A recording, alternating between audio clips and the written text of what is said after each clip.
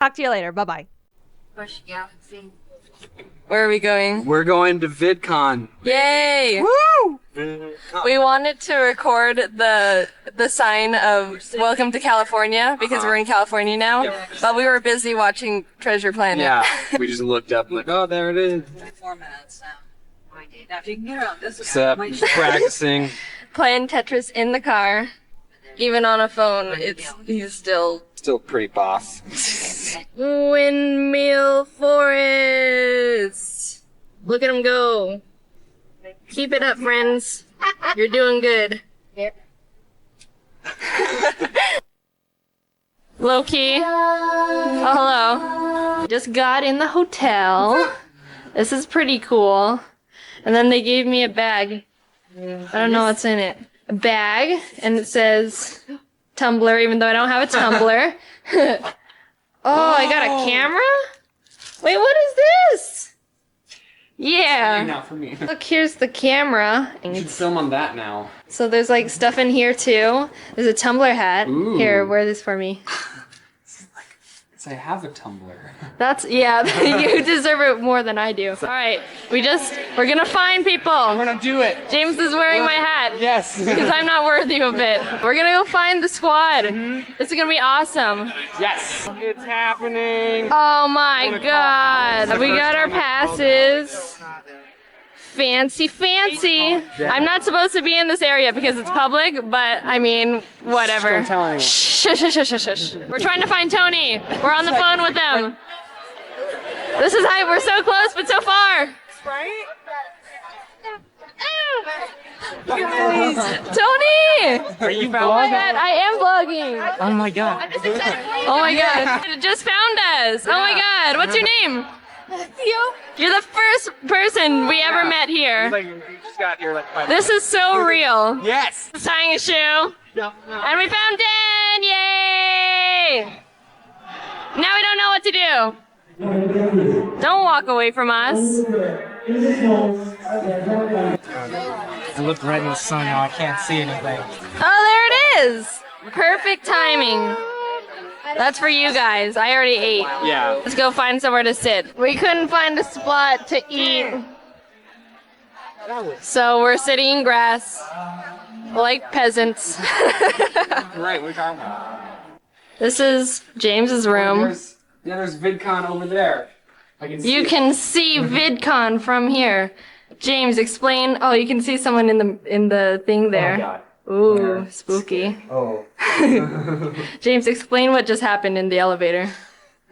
So I was bleeding out of my hand, just because, I was, being a weirdo, just messing around. And then Jax Films, just went in the elevator with us, and, my hand was all bloody. I was like, oh, hey, I really love your videos.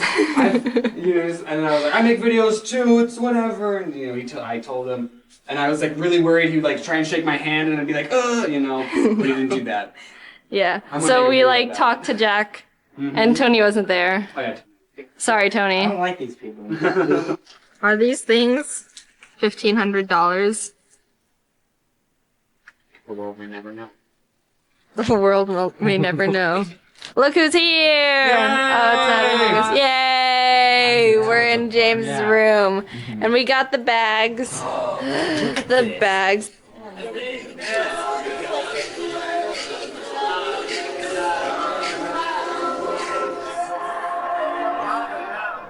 Just talked to the people and now he's gonna juggle with them. It's crazy. I wish I was Alex. I wish I knew how to juggle. His name is Alex, too. Wow!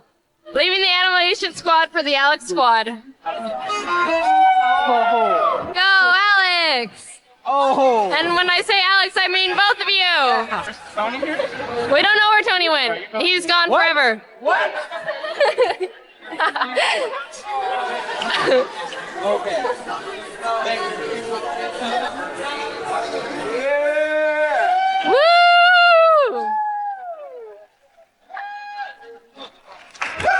Explain your emotions. It was a very weird view. Confess your love for your favorite YouTube star. Captain Sparkles. Captain. I love you, Captain. We're all taking a break because we're really tired. We actually just saw a follower You should like have it when followers are actually there. That'd be kind of weird. I feel like that's really awkward. Like, oh, hi, nice to meet you. Shoves camera in face. I'm gonna film you, and then I'm gonna film Mark and Jack. But we're getting food. We're getting food. It's at the cool kid lunch table. Yeah, we're in the backstage because we were able to get in. No one's allowed back here, but people. So only some people. I don't want to like go to Jackson's. You're not bleeding this time. Not bleeding this time. Oh my god! Look at this freaking line! What are we doing? This is crazy. Oh my god, I don't know what I'm doing here. Down. Oh my god. Who's that? Dashing Asians. Oh my god. Oh my god. Oh my god. Oh my god. Dom, what do you have to say? It's me. Hi, I'm Jaiden. Face reveal. Face reveal. Jaiden face reveal. Oh shoot. We're taking a break from VidCon. That was crazy. We signed for like 2 hours almost. Yeah. Ah! Oh, it's slippery. This is all ice.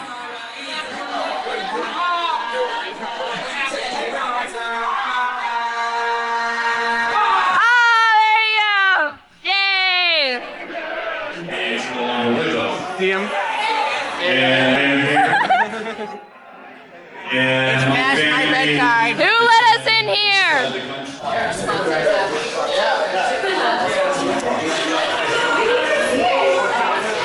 I play a bean game, but no one knows how to play except Alex. Yeah. He's trying to Now you gotta explain, trade. but no one understands. Tony's been boozled. Bean boozled. Double bean boozled. Yeah. Yeah, Tony's got the fizzy drink bean and Garden the beans? blue bean that he traded. And it was a bad trade. You have a Apparently. Maybe No, I do. you're proud of your what? my deck. Yeah, we're still playing, and I kind of get it now.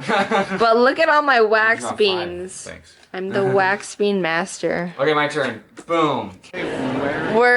We just walked into all the meet and greets because we have good passes. James is on the hunt for Captain Sparkles. He's having a meet and greet sign thing right now. I don't know who. I don't know which number. We don't know where it is. like We just walked in and people let us. Hey. Oh, hi. Oh, hello. We're gonna find Captain Sparkles. One of these days. You probably might have even walked past him. Yeah, we actually haven't been paying attention. We'll find him. The hunt is on. There he is. And where is Cool Cat?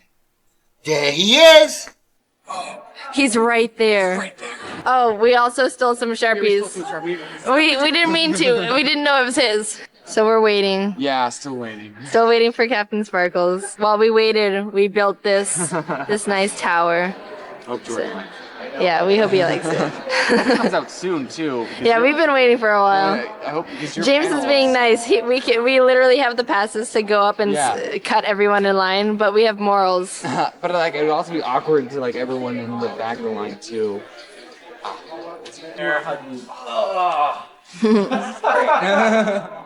Nice makeshift. I know. I saw that in the video. And there was a delay. Delayed getting his shirt. You. He works for Maker. It wasn't me. This one, we don't even have this one. This is like. Oh, I didn't even see that. Sunglasses. Oh, it finally happened, the moment. So we're like backstage right now with the panel, and I'm really nervous, but these guys aren't. And then we're talking about how some places believe in not giving out ranch dressing. They just don't know. They don't believe in the sauce. Yeah, it's strange. This is the conversation we use to prepare for this. Oh my god, I'm nervous. There he goes.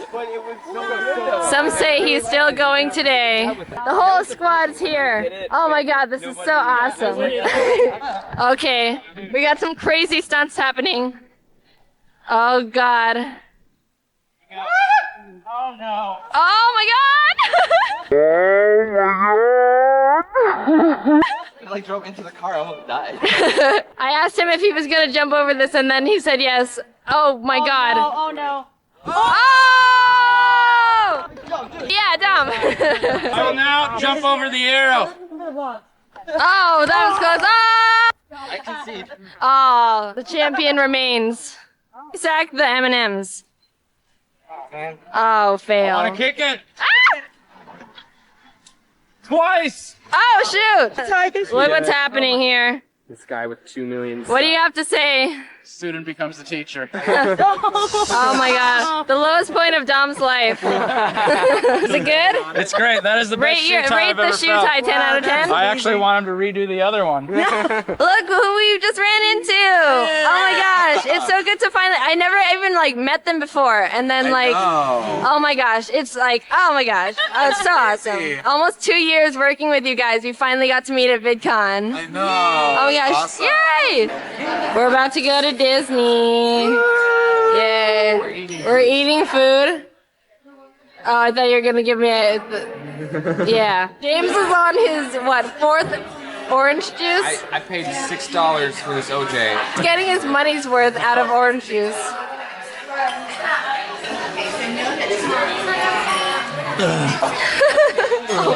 Oh my god. Okay, so I paid for orange juice. It was $6. I was like shocked, and I like drank like 5 glasses of orange juice, and then they didn't charge me for it. It's true. I know it's hard to believe, but it's 100% true. Wow. You just chugged 5 cups of orange juice for nothing. It was for nothing, Tony. It was for nothing. You're all so far apart, I can't get you in the shot. We just got to Disney. Oh, we were not taking a picture. Oh. I guess you can take a picture.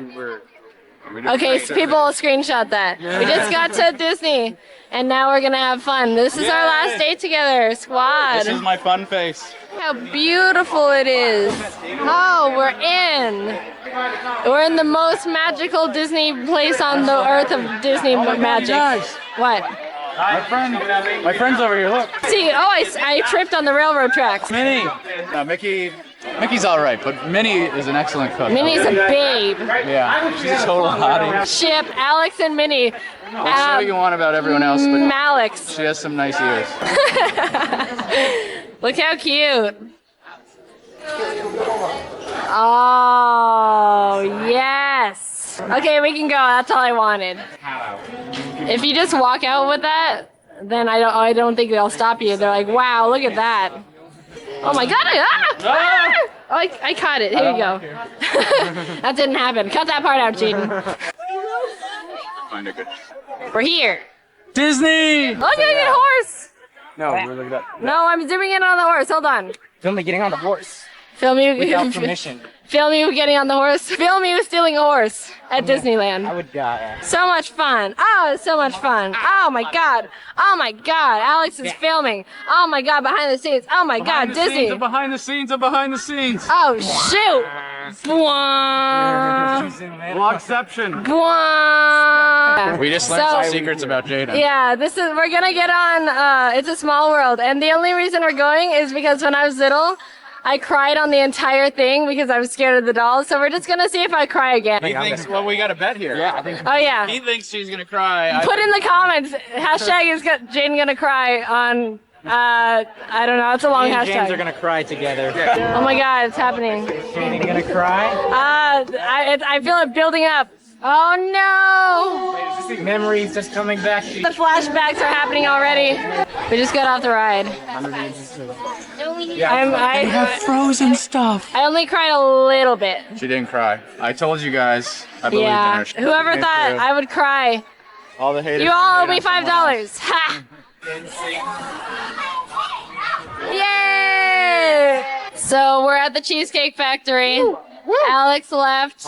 It's just the 3 amigos. Cookie dough. Cookie dough. Cheesecake. Get it? Yes. Ready for this. They have not been to the Cheesecake Factory before. Neither of us. Never been here, yeah. And this is their first experience of having.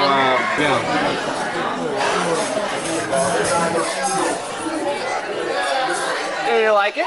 Out of 10. 25. Oh! Oh! It's Kind of blurry. It tastes like cookie dough though. Like, Yeah. I'm not sure during the rate. Is it good? Like cookie dough with like chocolate chips in it. Yeah. That's kind of what it is. But it's still good, right? Yeah, this is good.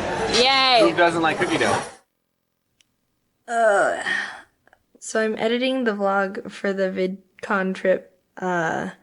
Right now you can see that like I have it all. Yeah. I didn't script this.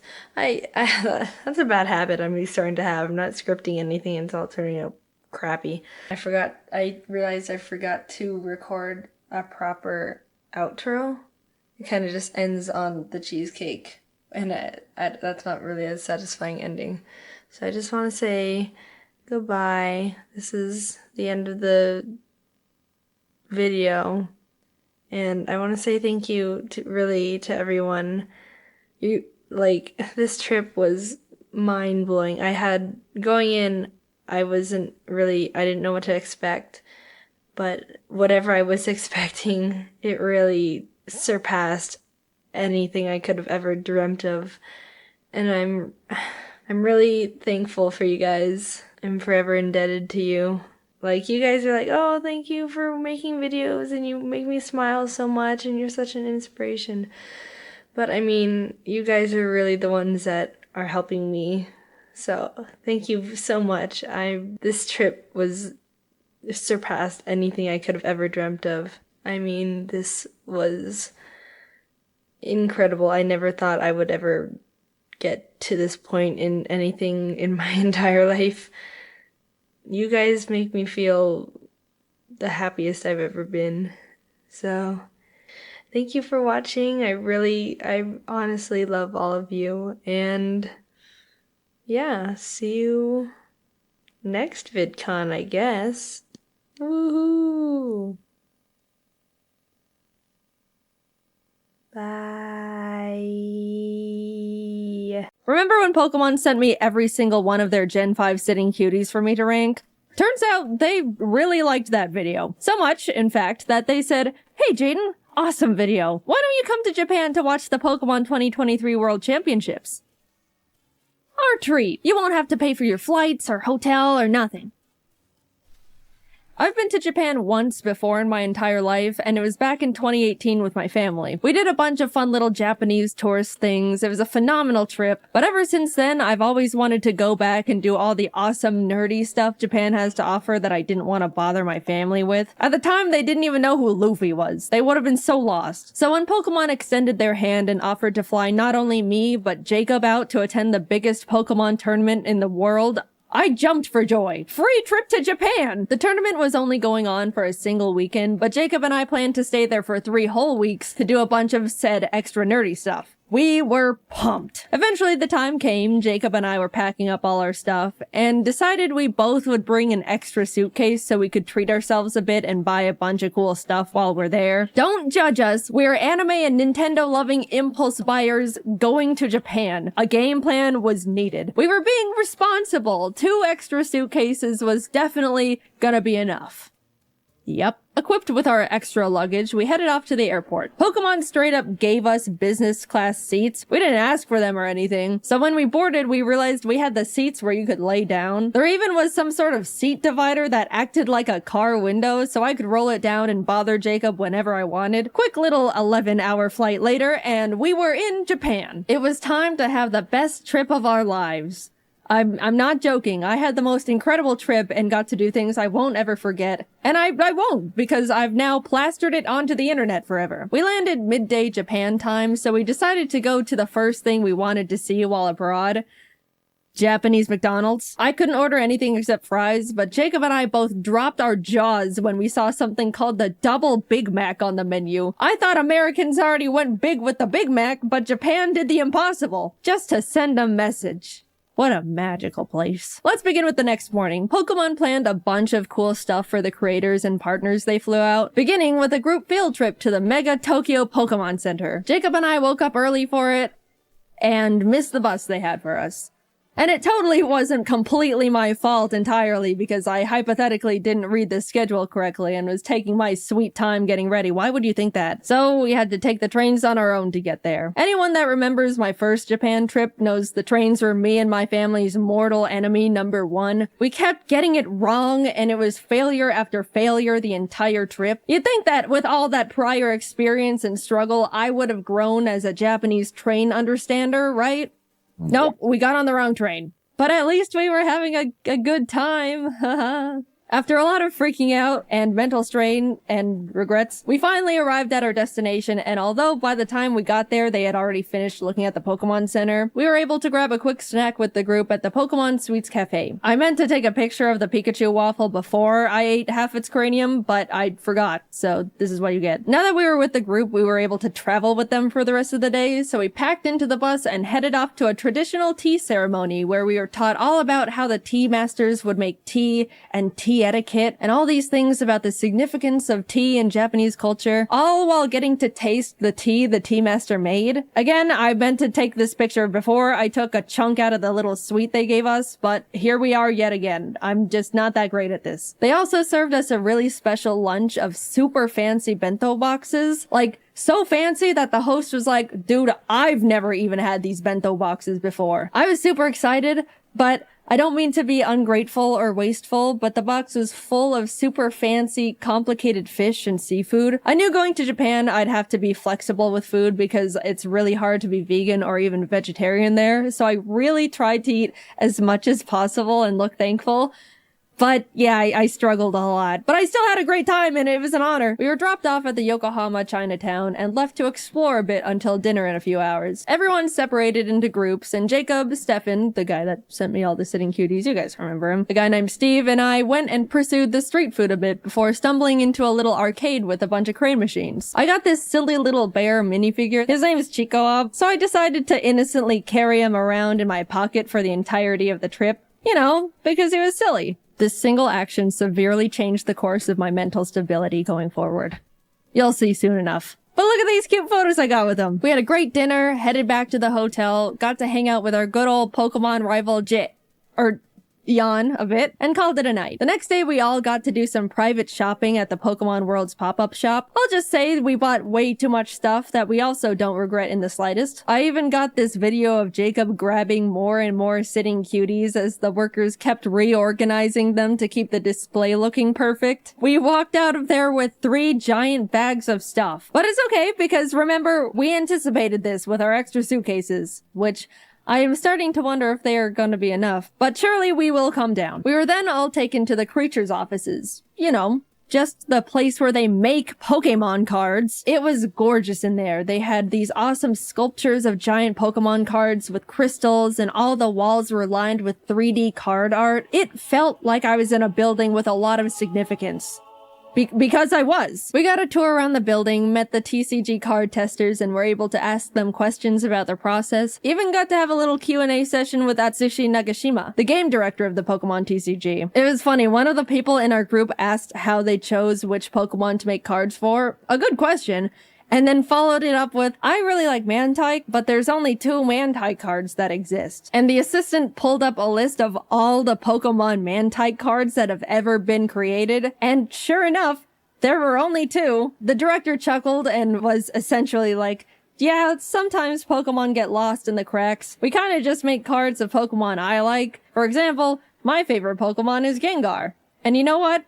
That actually makes a lot of sense. Also, we were able to have a Q&A session with the Pokemon card art director and 3 artists who actually draw art for the cards. That was super interesting, and I was so incredibly inspired by that discussion. But you know those Pokemon cards with the super cute clay art? That artist's name is Yuka Mori, and she was in that panel. I was so starstruck. Those are some of my favorite Pokemon cards. And not only that, but she hosted a little workshop for us where she gave us clay and taught us how to make little clay Magnemites like in this card here. Speaking of this card, she brought the actual original Magnemite for us to see. That was by far the coolest thing that I've ever gotten to be a part of. We got to meet a piece of genuine history. I felt like I was meeting the president. Also, here's me and Jacob's Magnemites that we made. Day 3 of our little Pokemon field trip, and we were taken to another Pokemon Center. This time in Shibuya, which was also right across from a Nintendo store. It was like a bullet was shot through our credit cards. In the shopping center, I saw a little gacha machine with little miniature Chiikawa plushes. I was only interested in getting Chiikawa, but I decided to test my luck anyway. And I got him first try! Now I had 2 of them. Yes, the original was still in my pocket. You can safely assume he is in my pocket for the entirety of this video. I've got pictures to prove it. Jacob snapped this awesome picture of the Chiikawa brain rot taking over. When we were looking around in the Shonen Jump shop, a little Japanese boy pointed at Jacob and went, Sanji-san, before his mother quickly yanked him away, and I still to this day laugh at that interaction. Poor kid saw his first blonde guy in real life and immediately thought it was Sanji. Later that day, we also got to attend the Pokemon Symphony, where a live orchestra played Pokemon songs, and it was absolutely incredible. Video game orchestras are so cool. It always tugs on my heartstrings to see video game music transformed into such a beautiful new art form. Highly recommend attending one if you have any favorite games or franchises. On to the first day of Worlds. It was exciting. People flooded into the venue. We watched the opening ceremony in the crowd. Just wow. This is the whole reason why we're here. We went back to shopping. Look at this cute little Chihuahua book I found in a nearby bookstore. At this point, we were absolutely pushing it in terms of luggage space, and we were day 4 into a 2.5-week trip. Our shopping sprees until this point were very not frugal, so we cut our losses and bought 2 extra giant suitcases to fit everything better. Okay, we knew we were gonna need extra suitcases. Getting a few extra couldn't hurt. Look, the flights were paid for. We were still saving money at this point, I think. That's my rationalization. I'm going with that. Also in the mall were tons of Pokemon monitors straight up playing the World Championships. TCG, Pokemon Go, VGC. Japan treated Worlds like it was the Super Bowl. And it was just so cool to see one of my main interests so culturally celebrated. People of all ages would stop by to watch for a bit before going back to their shopping. I can't explain it, but it just made me very happy. We even got to see Wolfie live on the monitors. How'd he do? He did great. Don't worry about it. Nothing happened. Look, we were just happy to see our friend on the Pokeball screen. Proud of you, Wolfie. You're so cool. The second day of Worlds was hype. So hype that we left Yokohama and flew to Osaka. I haven't mentioned it yet, but we actually got tickets to see the one and only Hatsune Miku live in concert. The real ones know how huge that is for me. I want to talk about how life-changing that was, but I'm gonna make a whole separate video about that experience I'll be posting next. All I'm gonna say is it was the best day of my entire life. By a lot. Subscribe now before you miss it, just saying. I will mention, we did have to take the train to get back later that night, and got super lost again. And we never get better at it. Don't expect anything to change in that regard. We did finally get back to Yokohama, crashed for the night, and had a nice slow morning as we got ready for finals later that day. To any One Piece fans who are caught up, we were in Japan for the One Piece anime episode. You know what I'm talking about. 1072. We were able to turn on our hotel TV and watch it live. And that was so cool. I don't talk about how much I love One Piece much, mainly because it doesn't really come up. But One Piece is peak, and it was an honor to be in Japan at such an iconic part of the manga and anime's history. Anyway, back to Pokemon, sorry about that. We were able to watch the final VGC match live, got to chat and eat dinner with Wolfie and some other friends, had a late night hangout with Jan again, and that was about it. Day 7 meant it was time to pack up all our stuff from the hotel, say goodbye to Pokemon and Yokohama, and head on over to the apartment we rented for the rest of our stay just outside of Tokyo. At this point, we had filled up all 6 suitcases and multiple backpacks. I didn't mention it, but Pokemon gave us a truckload of gifts that we genuinely had no idea what to do with. We're grateful nonetheless, thank you Pokemon. But yeah, the taxi ride was a bit awkward. So, are you meeting up with some friends? No. After we got situated in the new place, we decided to look around the area and grab some lunch. And I gotta say, the little hole-in-the-wall restaurant Jacob found was some of the best ramen I've ever had ever. They even made it vegetarian for me, which was extremely kind of them. Food modifying is a bit tricky in Japan compared to the States, so I was very, very thankful. And it was delicious! We then proceeded to do absolutely nothing for the rest of the day because we were exhausted from the trip so far. I haven't mentioned absolutely everything we'd been doing on the trip because it would be a lot of, first we did this and it was cool, then we did this and it was cool. Even though it was such a pleasure to be invited, I was so dead. And definitely looked super not approachable or friendly to the rest of the group by the end of it.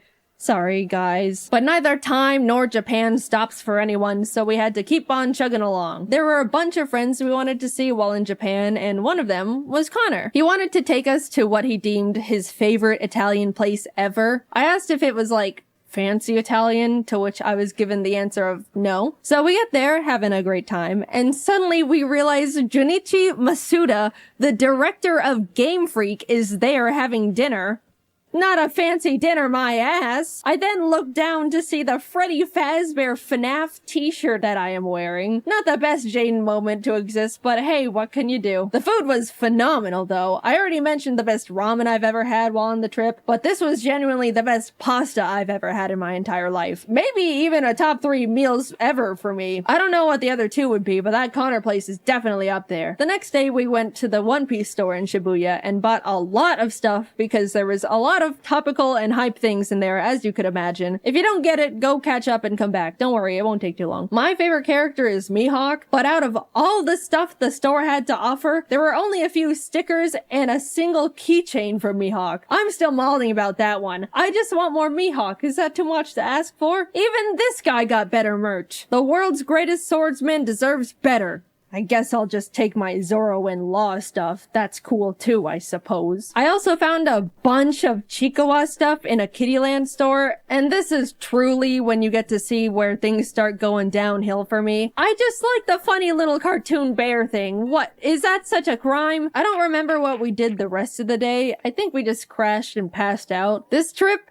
as surreal as it's been so far, has been absolutely taking a toll on me, and I desperately needed to just not move or talk or exist for a bit. We were doing so many different things that were all awesome, and hanging out with so many different people that were all awesome. But man, I am not built for extended periods of that much excitement and socializing. As much as I would like to change this fact, I'm also not a very active person. I know. Up until this trip, I was practically sitting down 24/7, working all the time to prep as much work as possible so I could have a guilt-free 3 weeks off, and my muscles were definitely starting to decay at that point. I looked at my phone's step meter thing, and there was one day where I literally got 300 steps.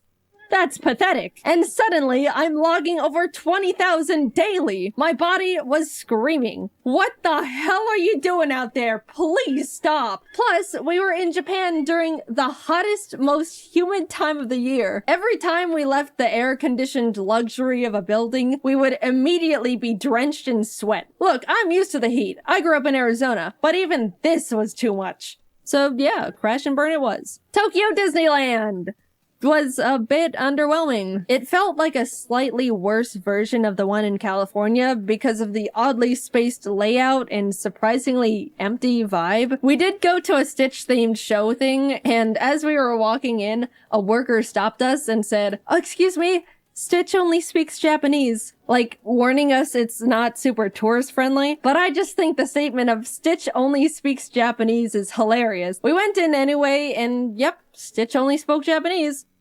Kazoku. Yeah, overall, it was not the best thing we did, but apparently, I didn't know this, Japan has 2 Disneys, Disneyland and Disney Sea, and we went to Land, which is unanimously deemed the worst of the 2. So, oops, better luck next time. Jacob and I took 2 more rest days where we just turned to ash. Then up and at 'em, back to Osaka we go. This time we went to an Eve concert. Besides Hatsune Miku, the Japanese band Eve is the only other concert I've said I wanted to go see. I love their music videos they have for all their songs. It's always such beautiful animation. And by the way, they're the ones who sang the season 1 Jujutsu Kaisen anime opening theme, if you're lost. Earlier in the trip, Jacob just so happened to look up if they were doing a concert while we were there, and lo and behold, they were. He got some totally not scalped tickets, which turned out to be a super complicated process, so thank you, Jacob. You're the bestest friend I've ever had. Thank you for going through the trenches for silly old me. Anyway, the concert was so incredible. The atmosphere was fantastic. They had awesome visual effects going on. The glow bands a lot of people bought were perfectly synced to the music and colors on the stage, which really enhanced the experience. The music was great, which, I mean, of course it was. That was the whole reason we went in the first place. I talk about it more in the upcoming Miku video, but Japanese encores are so much different from the American ones. They're so quiet and polite. There was pretty much no screaming and cheering. It was just a long applause with a semi-whisper chant of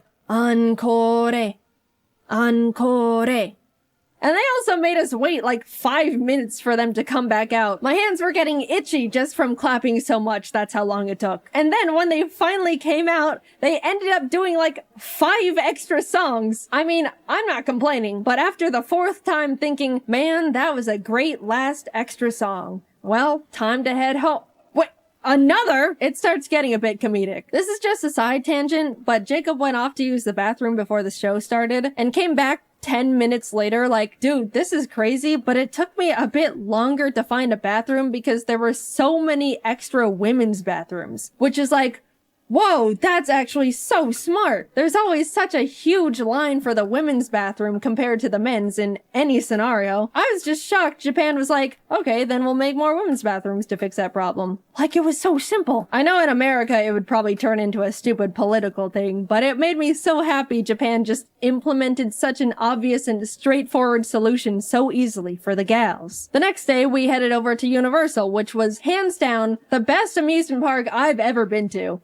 So they can do amusement parks well. First of all, Universal Japan is way more anime and manga focused than the ones in the States, which made it instantly more engaging for me. Jacob and I both agreed we would window shop for the first part of the day, and then buy all the things we wanted as we were leaving so we wouldn't have to lug around a bunch of bags all day. But we immediately saw a little One Piece shop and cracked. We just wanted to wear these One Piece headbands. That's rule-breaking worthy. We also got some towels because surprise, surprise, it was freaking hot. I know I've been complaining about the weather here and there, but my lord, it was miserably scorching. Japan has such a big culture around staying cool while outside, and I totally get it now. People would be walking around with little fans, ice packs, towels. A lot of women had parasols. I'll say, if we didn't get those towels, we probably could have passed out from heat stroke that day. Later on, I even ended up getting another towel. It was a cute Pikachu one, but I got it mainly because it was a cloak design. After soaking that thing in cold water and putting it on, my body temperature instantly lowered like 5 degrees. However, that meant I was walking around the park looking like this. Back to the awesome stuff. We did a bunch of attractions like watch a fun 4D Jujutsu Kaisen show where the seats move around, went on a super cool 3D VR Spider-Man ride. We tried to cool down by going on a Minions thing called Freeze Ray Sliders that claimed to cool riders down with a blast of chilled mist from a giant freeze ray. But we got on and absolutely did not even touch a drop of the mist because it never ended up getting in range of our cart. That felt like an actual tragedy at the time. There were a few big roller coasters we wanted to go on, but I get super motion sick and forgot to bring nausea medicine, so no roller coasters for us. But I shall return one day. The park, of course, had a bunch of cool themed restaurants, one of them being a super cool One Piece restaurant. Did I mention I like One Piece? There also was a special Sanji one, but we didn't know you needed a reservation, so phooey. It was awesome though. I love One Piece. After a few hours of rides and being broiled alive, we decided to fully cool off by going on the Jurassic Park ride. That's just giant splash mountain with dinosaurs. We cooked in line for probably a solid hour, and as soon as we were literally stepping foot inside the ride, it started pouring rain.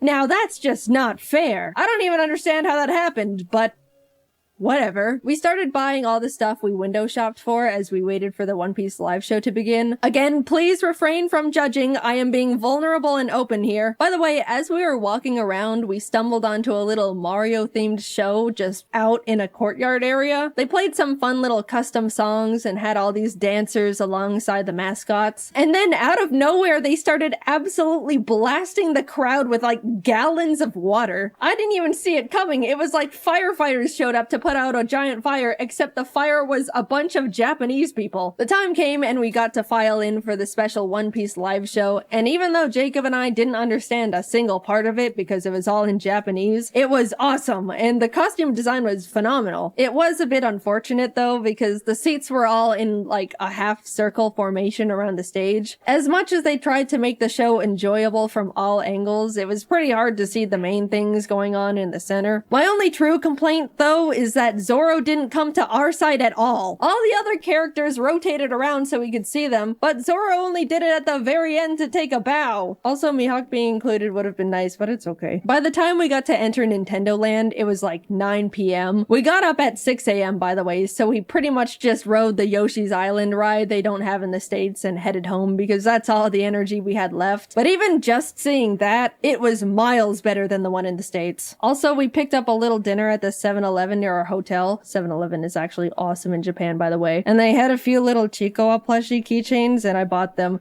Just being transparent here. We woke up early the next morning to catch our flight back to Tokyo and hurried over to the Kirby Cafe. Emily actually booked the reservation for us. She was meant to also be there, but she was only able to get 2 seats and gave them to us as a gift.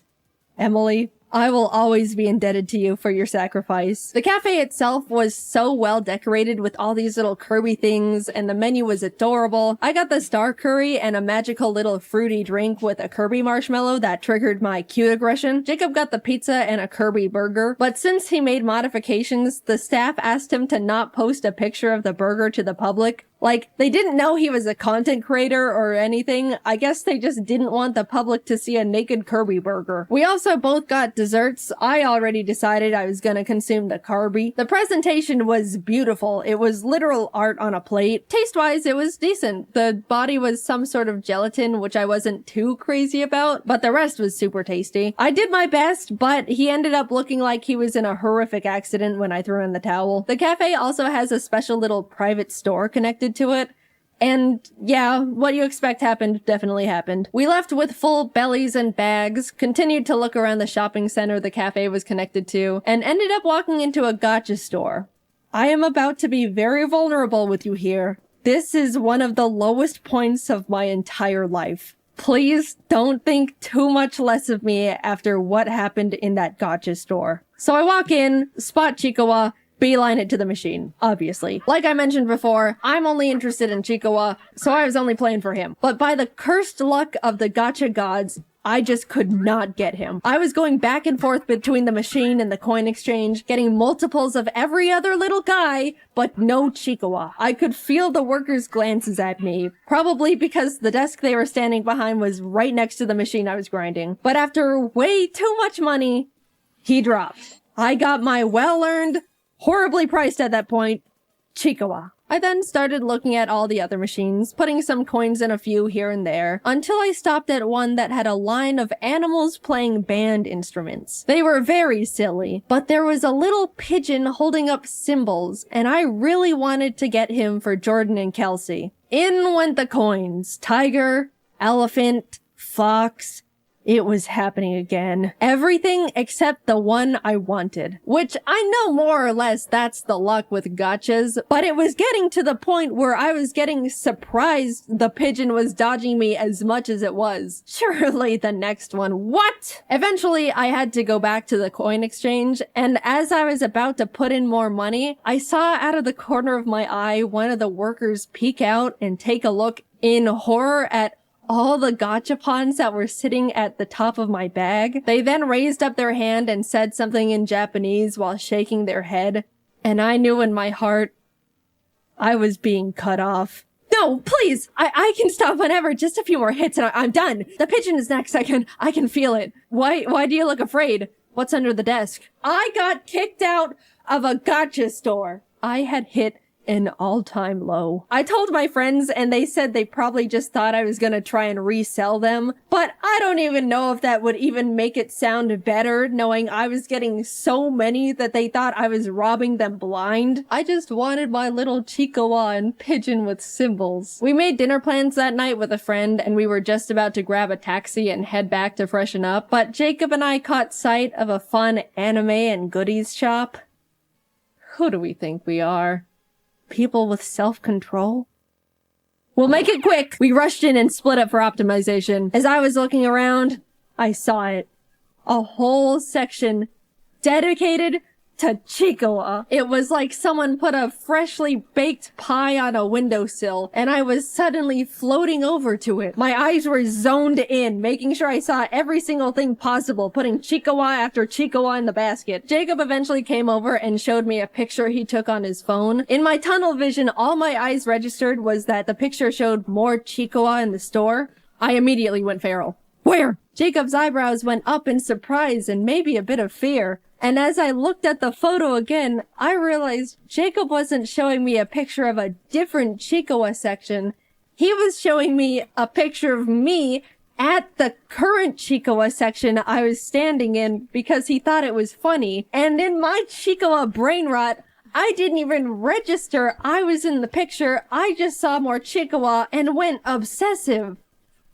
This is how I am. Either stand by me or leave. No, I don't need an intervention. Put it away. We left. I looked longingly at the crane machine Chikawas we didn't have time for, and we made it in time for dinner. Plus, we ended up in another arcade nearby anyway, and I got myself a Chikawa from one of those machines, so it worked out. Stop. I don't want to hear it. Finally, we were reaching the end of our trip. We spent the last day grabbing lunch with Emily and Didus. There was a cool One Piece scavenger hunt event going on, so we also did that with them. We basically had to walk around Shibuya and find special One Piece trading card posters hidden around the area. And if we found enough along with the special card of the day, we could get a limited edition mystery card. It was fun, but also hot.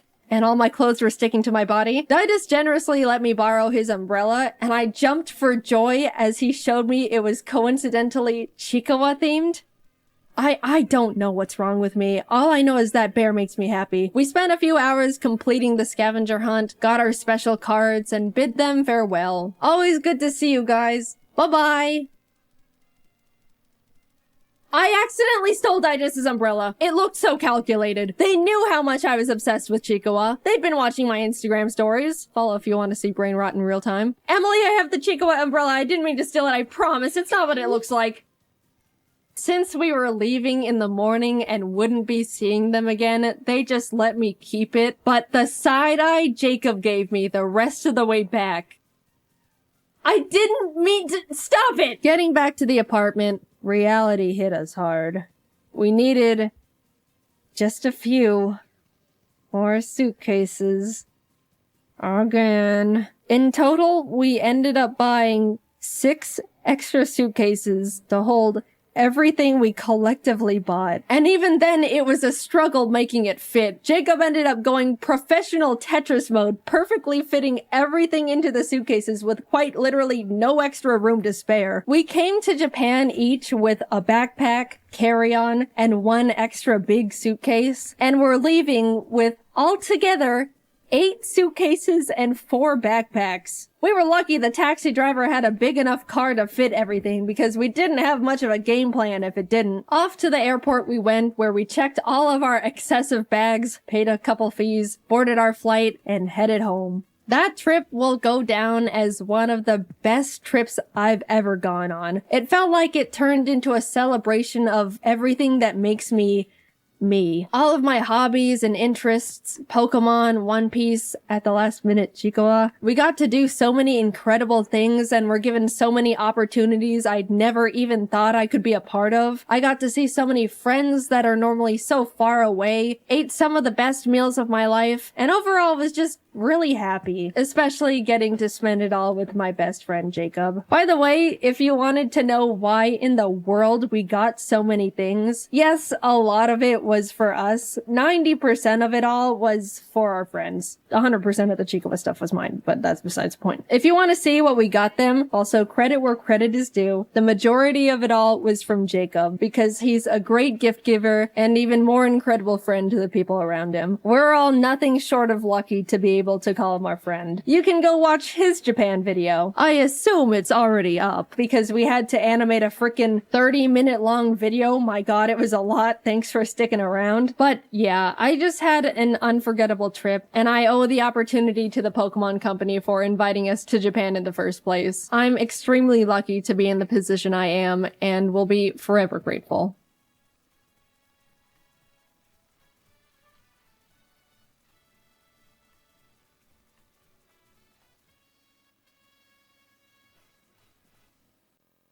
Do you ever think to yourself, man, why is it so hard for me to just do the things I need to do, and focus, and remember things, and manage my time, and be organized, and remember things, and not get sidetracked?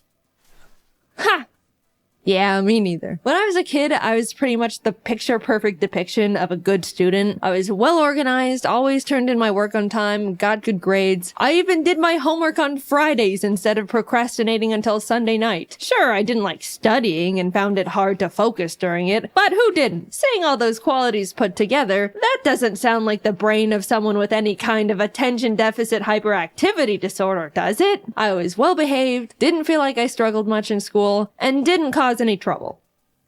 That is, up until I moved out of my parents' house for the first time to go to college. Gradually, I started slipping. I began skipping classes a bit when I just didn't feel like going, would wait until the last moment to start classwork, and lost a lot of motivation because I wasn't interested in any of my schoolwork. But overall, even though it was pretty out of character for me, I chalked it all up to the fact I was simply over going to school. At the same time, my YouTube was really kicking off, and all I wanted to do was that. Of course, I wasn't gonna be as good of a student when the silly YouTube videos were doing numbers. I finished a single year of college and convinced my parents to let me take a gap year to see where this YouTube thing can take me. Spoiler alert, the gap year turned into me never going back. I'm a college dropout. So great, I've eliminated the boring school part of my life that weighs me down. Now I can go back to being organized with my new exciting passion job, which entails being my own boss and having to manage and assign myself all of my own responsibilities 24/7.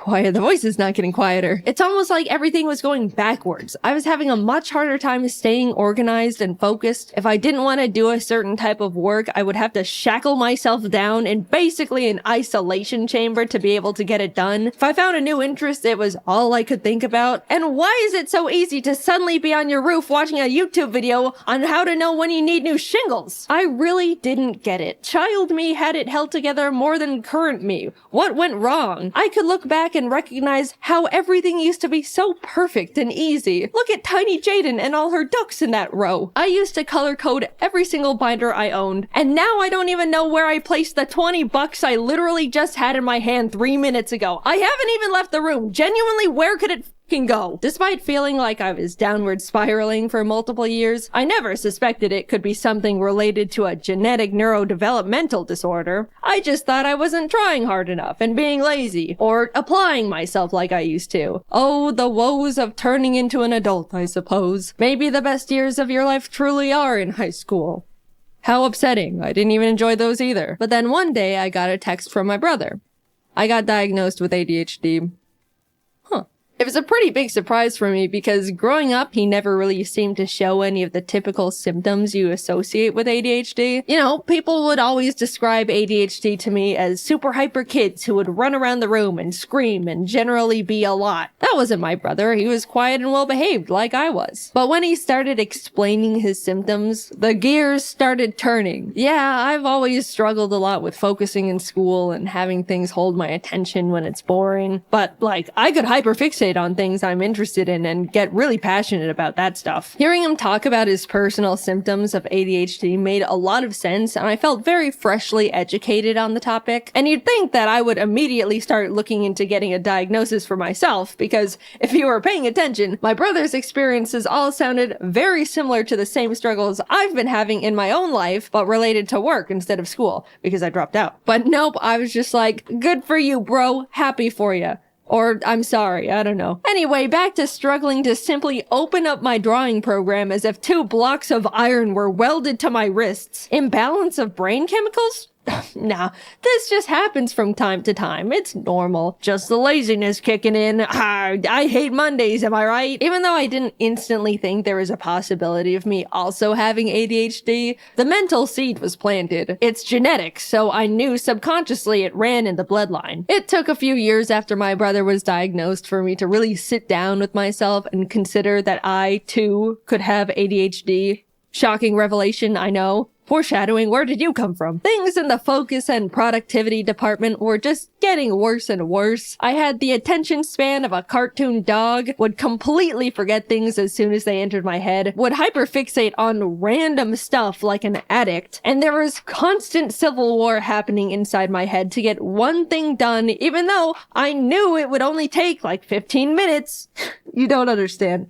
It feels like physical torture to make myself sit down and lip sync a simple scene, like most of the time. You know, the thing I've been doing for 10 years at this point and am definitely used to doing. And yeah, once I've gotten going, then I'm honed in and you have to pry me away from it with a crowbar. I'm aware of that part. But nah, I'm still gonna scrap with myself to plant my ass in that chair because I don't even know why at this point. The biggest thing holding me back from feeling like I had ADHD has always been the simple memory of being in school and having my shit together. I know what it feels like to be on top of things and to be organized. I had it all in the palm of my little child hand. I just needed to summon it again with a bit more effort. But a light switched off in my brain and suddenly I'm just not capable of the things I used to be. And it feels pathetic. Simple tasks are such a mental burden. It feels like I'm out of control, but can't do anything about it. So finally, I figured I would try and get myself diagnosed. What did I have to lose? If anything, they just tell me, no, you don't have ADHD. Try a little harder and stop complaining. And yes, of course it took me like 8 months after deciding to get diagnosed to schedule the actual appointment. What did you expect? That's like the first checkmark box on the ADHD list. I started seeing a psychologist and he would ask the typical,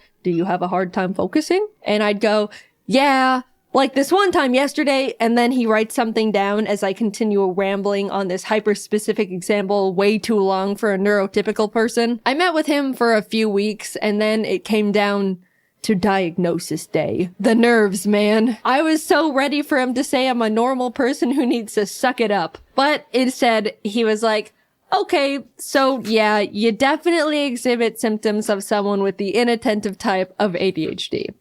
And autism. Yippee! My struggles are justified. I'm not crazy. Wait, what was that last part? He explained all the different ways ADHD affects me and the different areas I struggle with compared to others. He even gave me a 37-page document of his conclusions and information on how my brain works, with graphs and pictures. I've read through it all a bunch of times now, and it's already really helped me understand how I tick. I call them the autism docs, but I'm not gonna get into that side of the diagnosis. Let's just brush that one away for now. There's a couple types of ADHD you can have: hyperactive, inattentive, and combined, which is both hyperactive and inattentive. Hyperactive is the type people typically go to when they think of a loud kid who can't sit still. People with this kind normally need to fidget, have low patience, tend to talk a lot, and have trouble staying seated, especially when they're expected to, like in a meeting or school. Inattentive is the one where someone experiences difficulty in focus, memory, organization, has a low attention span. That's the one I have. It's self-explanatory, but if you have the combined type of ADHD,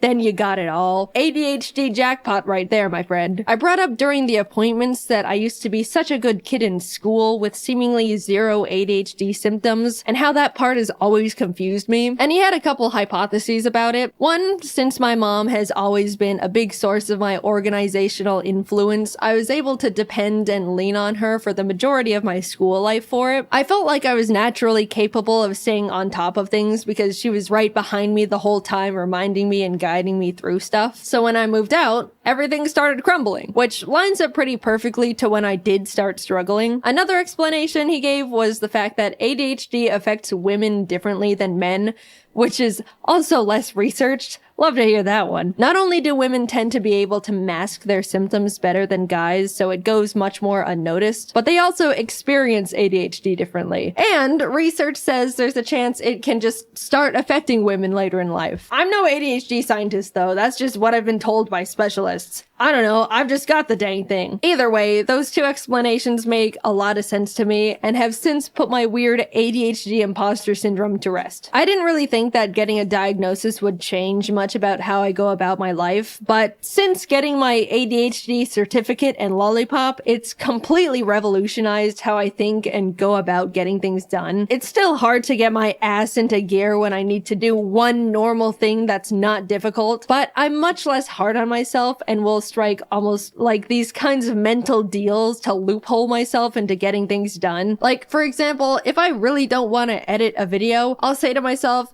okay, I know it's gonna be super hard for me to immediately start that task, so I'll get myself into the mindset of getting things done by doing a simple other task I don't find difficult, like cleaning my room. That way, I'll feel productive and can transition that into tackling the original task much easier. It doesn't always work, but it's the mindset change and overall understanding that sometimes I'm gonna have to go about things in different ways that's helped me a lot. Also, after being diagnosed with ADHD, I didn't have much desire to get medicated. I figured just knowing I have it would be enough to get things into gear, and I didn't really need medication that badly. But the content creator in me also thought, well, if I'm gonna write a script about having ADHD, it would be nice to be able to talk about what it's like to be medicated, even just for a day. So I got prescribed good old classic instant release Adderall. Instant release means I don't have to take it every day. I can just take it when I need to get stuff done. It affects me immediately and then wears off after a few hours. There's also extended release, which is the kind you take every day and gives you a constant steady stream of medication. It wasn't until I had the Adderall in my hands when I realized the idea of taking it for the first time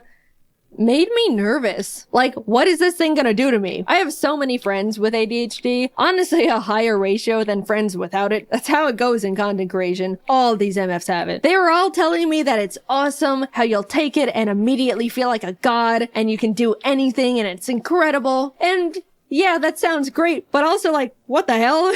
What do you mean I take this little pill and suddenly all of my problems seemingly disappear and I gain superpowers? That's scary. That sounds like the thing every adult in a 20-mile radius warned us about when we were kids. Am I gonna feel like a completely different person? I don't know if I'm ready to experience immortality. I put off taking Adderall for so long because I was irrationally scared of the tiny blue pill, but coincidentally, I really needed to get a script done. If I take too long to write a video script, then the team runs out of work to do, and then I have a bunch of people sitting around and waiting for me to give them more work so they can pay their bills and survive and stuff. But for the freaking life of me, I just could not get myself to sit down and write that script. My body and soul found it mentally easier to backflip off a bridge than write words on the computer. After literally 2 months of my brain going, ooh, you better write that script. I won't let you enjoy a single moment of your life if you aren't writing that script. I don't wanna. Get up, go to the bridge. After that constant loop, I finally swallowed my fears and took my first Adderall. I had talked to James a lot about what Adderall is like since he's been on it for a few years now. And after I took one, I was messaging him like, I did it. I ate an Adderall. How long does it normally take to start? How do I know? What do I do? And he was helping me a lot and giving me tips. Then, like 20 minutes later, I felt it. All the non-stop thoughts going on in my brain went silent. I could think clearly and in like a line. My mind wasn't racing a mile a minute. I was able to sit behind my laptop and write.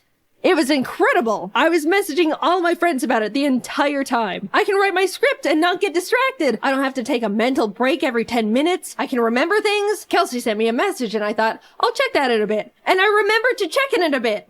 And respond! When I opened a new tab to look something up, I didn't go down a random unrelated rabbit hole. I picked up my phone to check something and didn't impulsively scroll Twitter for an hour. I can write words so easily. How am I doing this? What do you mean I can feel like this whenever I want if I just eat the tiny blue pill? I refuse to believe regular people can function like this on a day-to-day basis. No way. It wouldn't be fair. You guys don't have loud, non-stop voices in your heads preventing you from doing normal things? Come on, just admit it. You can't pick something up and immediately keep remembering what you were supposed to be doing with it. You always forget and feel crazy. Come on. Come on. I was so suspicious that on Adderall, either nothing would happen and I just wouldn't feel anything, or I would feel like I'm a totally different person experiencing some higher than life manic episode. But no, I just felt like myself, but with my shit together. And that's the part I couldn't believe. After 2 months of war, I finally was able to plant myself down and write my damn script. You wanna know what script I wrote while experiencing Adderall for the first time?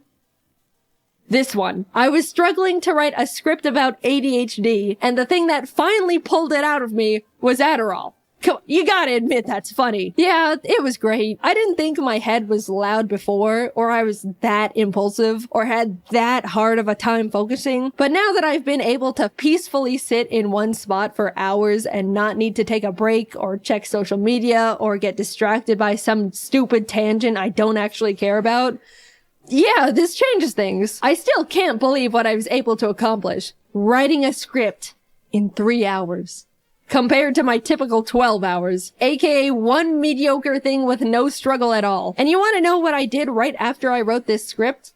I immediately got up and cleaned the bird's room without rotting in bed for 3 hours beforehand. I just went from one task to another without thinking about it. All you neurotypical people must be thinking I'm literally pathetic and useless, but I know my ADHD brethren are out of their chairs right now hearing that. I'm not standing before you all to give you scientific data and information on ADHD or diagnose you or even promote prescribed drugs. I'm just here to talk about a big and recent experience in my life, how much of an impact and effect it's had on me, and how awesome feeling normal is. Seriously, being able to take a deep breath in mental silence is incredible. Cherish that feeling if you don't have a neurodevelopmental disorder. It took me 26 years to realize my woes were not actually woes, but symptoms of brain chemical deficiency. I'm writing this video, all things considered, pretty recently after being diagnosed, and I'm still trying to learn how to rebuild my life in a way that lets me optimize my productivity and get things done at a normal level. But so far, I've come so much further than I thought I could simply by knowing what's going on up there in the old noodle. And Adderall. If you're on the fence about being diagnosed with something, I get it. It's scary. It's scary to think you might have it, and it's also scary to think you might not have it. It's an odd place to be. But for me, having a concrete answer from a professional is what got me to finally stop feeling stuck in place and actually start moving forward again. It's been great. I'm excited to keep learning more things about how my mind works and find new ways to improve my day-to-day life. Cheers to getting normal shit done. In case you missed it, I have new merch! For a limited time, you can get yourself a new and improved Ari plush and a completely new soft Ari jacket. I love both of these products, and up until June 23rd, they could be all yours! If you miss it, you'll never know how fluffy and pillowy the jacket is. Oh, it's like a cloud. Or how cuddly and friend-shaped the plush is. Plus, it's a great way to support both me and the team while we continue to make animations for you. Check them out at JaidenAnimations.com. Thanks for watching the video, and good luck simply existing to all my ADHD brethren out there. I'm right there with you. I believe one day you'll respond to that message in your inbox. Hang in there. Let's start off being honest right off the bat. I have no idea what this video is. I just had a random idea in my head. What if I tried to make a video that has literally no point to it? So here we are. Over the course of like a month or two, I started jotting down some of the random things that have crossed my brain and stuff along that line. Not the kind that are philosophical or have a deeper meaning, just the stupid ones.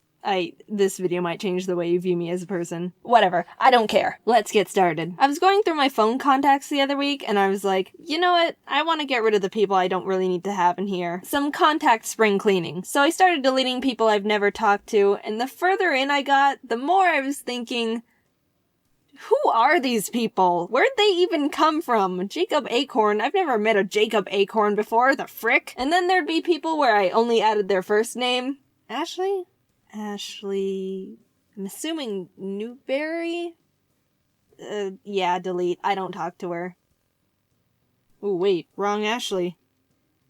Well, I accidentally just permanently erased some other Ashley from my life. Also, that whole process made me realize I have way less friends than I thought I did. Like, I didn't have too many to begin with, but I deleted a lot more people than I thought I would, and my contact list is far smaller than it was before. What if dogs were the humans of the earth? Like, instead of a human society, it was dogs. What would they create? Would they build a government? What would their education system be? Would they create dog hobbies and dog sports? I'm not talking about the typical throwing frisbees and tennis balls. Maybe they'd create a game where they wear face harnesses with a scoop that can hold a ball, and they have to toss the ball into a hole on opposite sides of the court, each hole providing a different amount of points depending on its difficulty. Kind of like soccer or football combined with basketball. And there's teams, so they need to strategize and work together to win against the other dogs. Would they create art and music and invent things? Do they have passions that we couldn't think of? Like, if humans were just a wild animal, it would be much harder for us to realize that, say, playing a saxophone was your passion, because, wild animals can't invent saxophones, silly. So you'd never discover that side of yourself. But what if dogs could discover their passions and creative sides like humans? I'd want to go to a dog art museum and see what kind of art they'd make. Aren't you curious? If dogs had the intelligence and creativity of humans, what would they do with it? Could they run Earth better than we are? In a weird way, I'd kind of hope so. In horror movies, why is it always the piano that's the haunted, pretentious, scary instrument? I've seen the scenarios where pianos play themselves, the keys are smashed down to make a really ugly sound, maybe the occasional lid will slam down and kill someone. Is it because people see them as elegant yet ominous at the same time, setting up a good atmosphere? I want to watch a horror movie where instead of walking into a big empty room with a haunted grand piano in the center, a character walks into a big empty room and sees a ghost playing.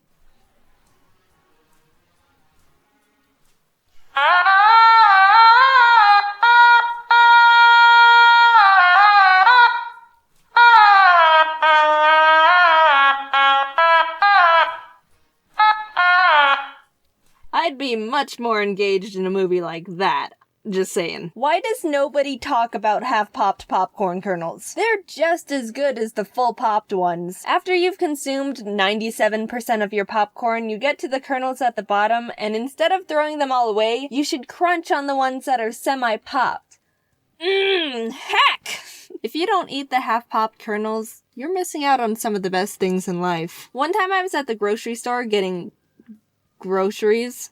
Yeah, great script right in there, Jaiden. That was poetic. And at the checkout, I could tell the cashier was new at her job. Not like she was doing everything wrong, but you could see she didn't have the fluid motion down of a professional grocery store scanner. Those people have it down like it's an art form. It's beautiful in a strange way. So she was scanning the things, and she got to the cilantro. You probably know this, but you can't just put a barcode sticker on cilantro. I think some stores will wrap a tag around it, but the place I was at just had a serial code that the cashier had to manually punch in. So the girl was flipping through the book that had all the serial codes in it, and she couldn't find the cilantro code. I've never mentally connected so much with a stranger before, because I knew exactly what was going on in her head. She was trying to quickly find the code because she didn't want to feel like she was taking up time by being slow, but in the stress of trying to quickly find the cilantro, her brain was getting frantic, which made her gradually start internally freaking out even more because she felt like she was taking way too much time trying to find the code, repeat cycle getting more and more intense every time, and maybe after a minute of her trying to find the code, she just silently put the cilantro in the bag. She gave me free cilantro out of panic. It was a good day. Also, did you know there's a website dedicated to hating cilantro? www.ihatecilantro.com.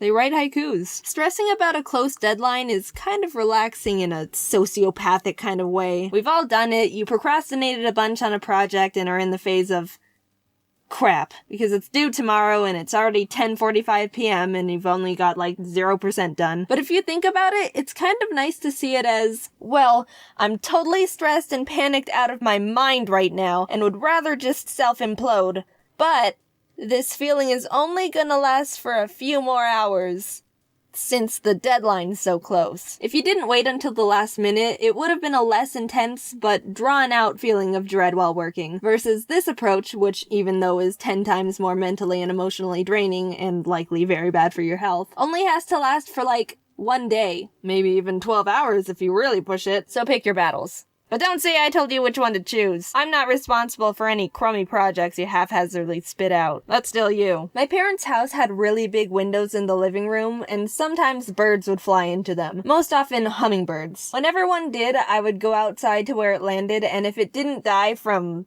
slamming headfirst into a window, I would pick it up and help it calm down and recover from being stunned. A lot of people would probably say not to do that because it's a wild bird that can have wild bird diseases. And they're probably right, but imagine if you did that with humans. Some kid is outside running around, they blindly run right into a tree and collapse on the ground. You run over to help them, and when you get to them, you go, sorry kid, you've got a cold. Can't help you out, buddy. Also, are you envious that I've gotten to hold a hummingbird before? One even fluttered around me when it recovered. I'm a bird master. Like I said in the beginning, I was jotting all these down over a relatively long period of time, so I didn't just write all these in one go. And after looking at the list I made, I realized I wrote half-popped popcorn 2 separate times at different occasions. I guess past Jaiden just felt extremely compelled to talk about half-popped popcorn. It is really good though. Why do kids on the internet feel the need to tell their age so frequently? You see it all the time. I'm 13. I'm 6. I'm 2. Is there a reason they do it? Do they think it's vital information they need to convey? Whenever I see a comment that starts with, I'm 9, and my brain kinda automatically writes off whatever they're about to complain about, I'm not saying people these ages don't say anything valuable to me. I really enjoy seeing, I'm 6 and really liked your video, because then it feels like that message was written with full child pureness. You know the kind. They're still innocent beings that haven't experienced the cruelness of reality yet, but any other time, it's just a detail that adds nothing else to their statement. One time I got an email that said, I love your vids, I'm 7. So I responded with, thanks. I'm 19. Do they feel like they're obligated to express their age? Do they think they're asserting dominance? Is it an accomplishment to them? More mysteries I have yet to find out. I'm not gonna lie, I won't lie, this is definitely... No, this video was really fun to make. It was so different and experimental and all over the place. I don't know, I just had so much fun making it. I was thinking about doing a video like this for a while, just like little random topics that aren't enough to make an entire video about on their own. I haven't seen anyone else do this kind of thing before either. I could be wrong. Maybe there's like hundreds of people who already made videos like this before and I'm not being creative at all. If so, then... okay, whatever. Again, it was pretty experimental and just... I don't know, I kind of like the chaos and unpredictability of it. If you liked this format, I'd totally be down to make another one sometime. But if you're like, wow, Jaiden, this was the suckiest video that ever sucked, then I probably won't make another. That wouldn't be a smart move on my part. Well, I had fun. And that's all that matters. Also, see you at VidCon. Hey, just wanted to mention you can buy our new Jaiden anime figure bundle on JaidenAnimations.com. Cool, thank you. Game shows. People's favorite way to fantasize about how to win a lot of money and look really cool in front of the entire country. Everyone has sat down in front of a good old Deal or No Deal and watched the middle-aged white people pick the obvious wrong cases while Howie Mandel just smiles. And if you were on that show, you could do so much better because lucky case number 24 has never let you down. Well, today I'm gonna live that fantasy and prove how easy it is to actually win money on game shows. With my friends Jordan and Kelsey, we're gonna simulate 3 of America's favorite game shows and see how much money we can collectively win. Let's see how hypothetically rich we could have gotten. The first game we tried was Family Feud. 90% of you guys know Family Feud, and I see you, but for the ones who don't, the show asks 100 random people survey questions, and you have to guess what their most common answers are to get points. I thought this was gonna be easy. Steve Harvey sets you up with a dirty question, you scream naked grandma, and then they give you money. But the moment this poser of a host walked out, I knew I was out of my element. Ari Tofu family up against the Ari Tofus. Let's play family. That's not Steve Harvey. The game lets you build your family, and I was just gonna make me and my 2 birds, Ari and Tofu, and randomize the last 2 members. Looking back, I probably should have just made Jordan and Kelsey because they were right there. But somehow the game randomized to Walter White, so we just kind of went with it. You can see them, like, the stretching. Walter White! That's Walter White! It's really him! That's good. Look, it's so good. The prompt we were given first was, name a president whose face appears on money, to which we buzzed in Lincoln, and the opposing family, the Hortons, answered Roosevelt. And America must have been thinking the same thing I was, which was, wait, Roosevelt is on money? Because we got the higher score and got to keep guessing more answers. We very confidently punched in Washington, which was first, and then realized we didn't have any more guesses. Obama? After 3 strikes of wrong answers, the Hortons buzzed Hamilton, which is stupid because Alexander Hamilton wasn't even a president to begin with. Everyone who experienced 2015 knows that. Does that mean they steal all the points? No, If Hamilton. Well, like the Alexander. It's time for you to score some points. If I know something, Hamilton is not a president. Like the Graham Bell. Alexander Graham Bell. No. They took all the points. BS. Name a president. Alexander Hamilton. Ding, ding, ding, ding. Here's all the points. America is so dense and uneducated, they are literally pumping wrong answers into Family Feud, and I am suffering because of it. Name a fruit. Hot dog. Going into round 2, we were down just a bit at 0 points to 96, but we swept the next prompt. Something that helps a baby go to sleep. Milk. Round 3, hit the fan again. Something you might lose as you get older. We were on a roll with hair, teeth, memory, hearing, and memory. We got a strike because I said parents, and even though that's literally 100% correct, guaranteed, it wasn't on there. There was one answer left we needed to figure out, and we came up with vision, which we were very confident in, but received another strike. Flabbergasted. How is hearing on there but not vision? We threw out a half-assed walking, got our last strike, and it was given to the Hortons. Strangely enough, they ended up passing. Guess they couldn't think of anything. But you know what the answer was revealed to be? Eyesight. America is so lucky the Hortons passed on answering, because if they answered eyesight and took all our points again after we said vision, it would have started my villain arc. With a strong point lead of 224 to 96, we are now entering a double points round. What's something people alphabetize? Names. Soup. 4 Americans thought they were being funny in the Family Feud surveys, and I am yet again suffering because of it. So the Hortons can play, but they end up passing again for some reason. That family only alphabetizes soup. We tried music, children, we ran out of ideas and just said soup again. Nothing was right. The answers ended up being address book, files, recipes, lists, and spices.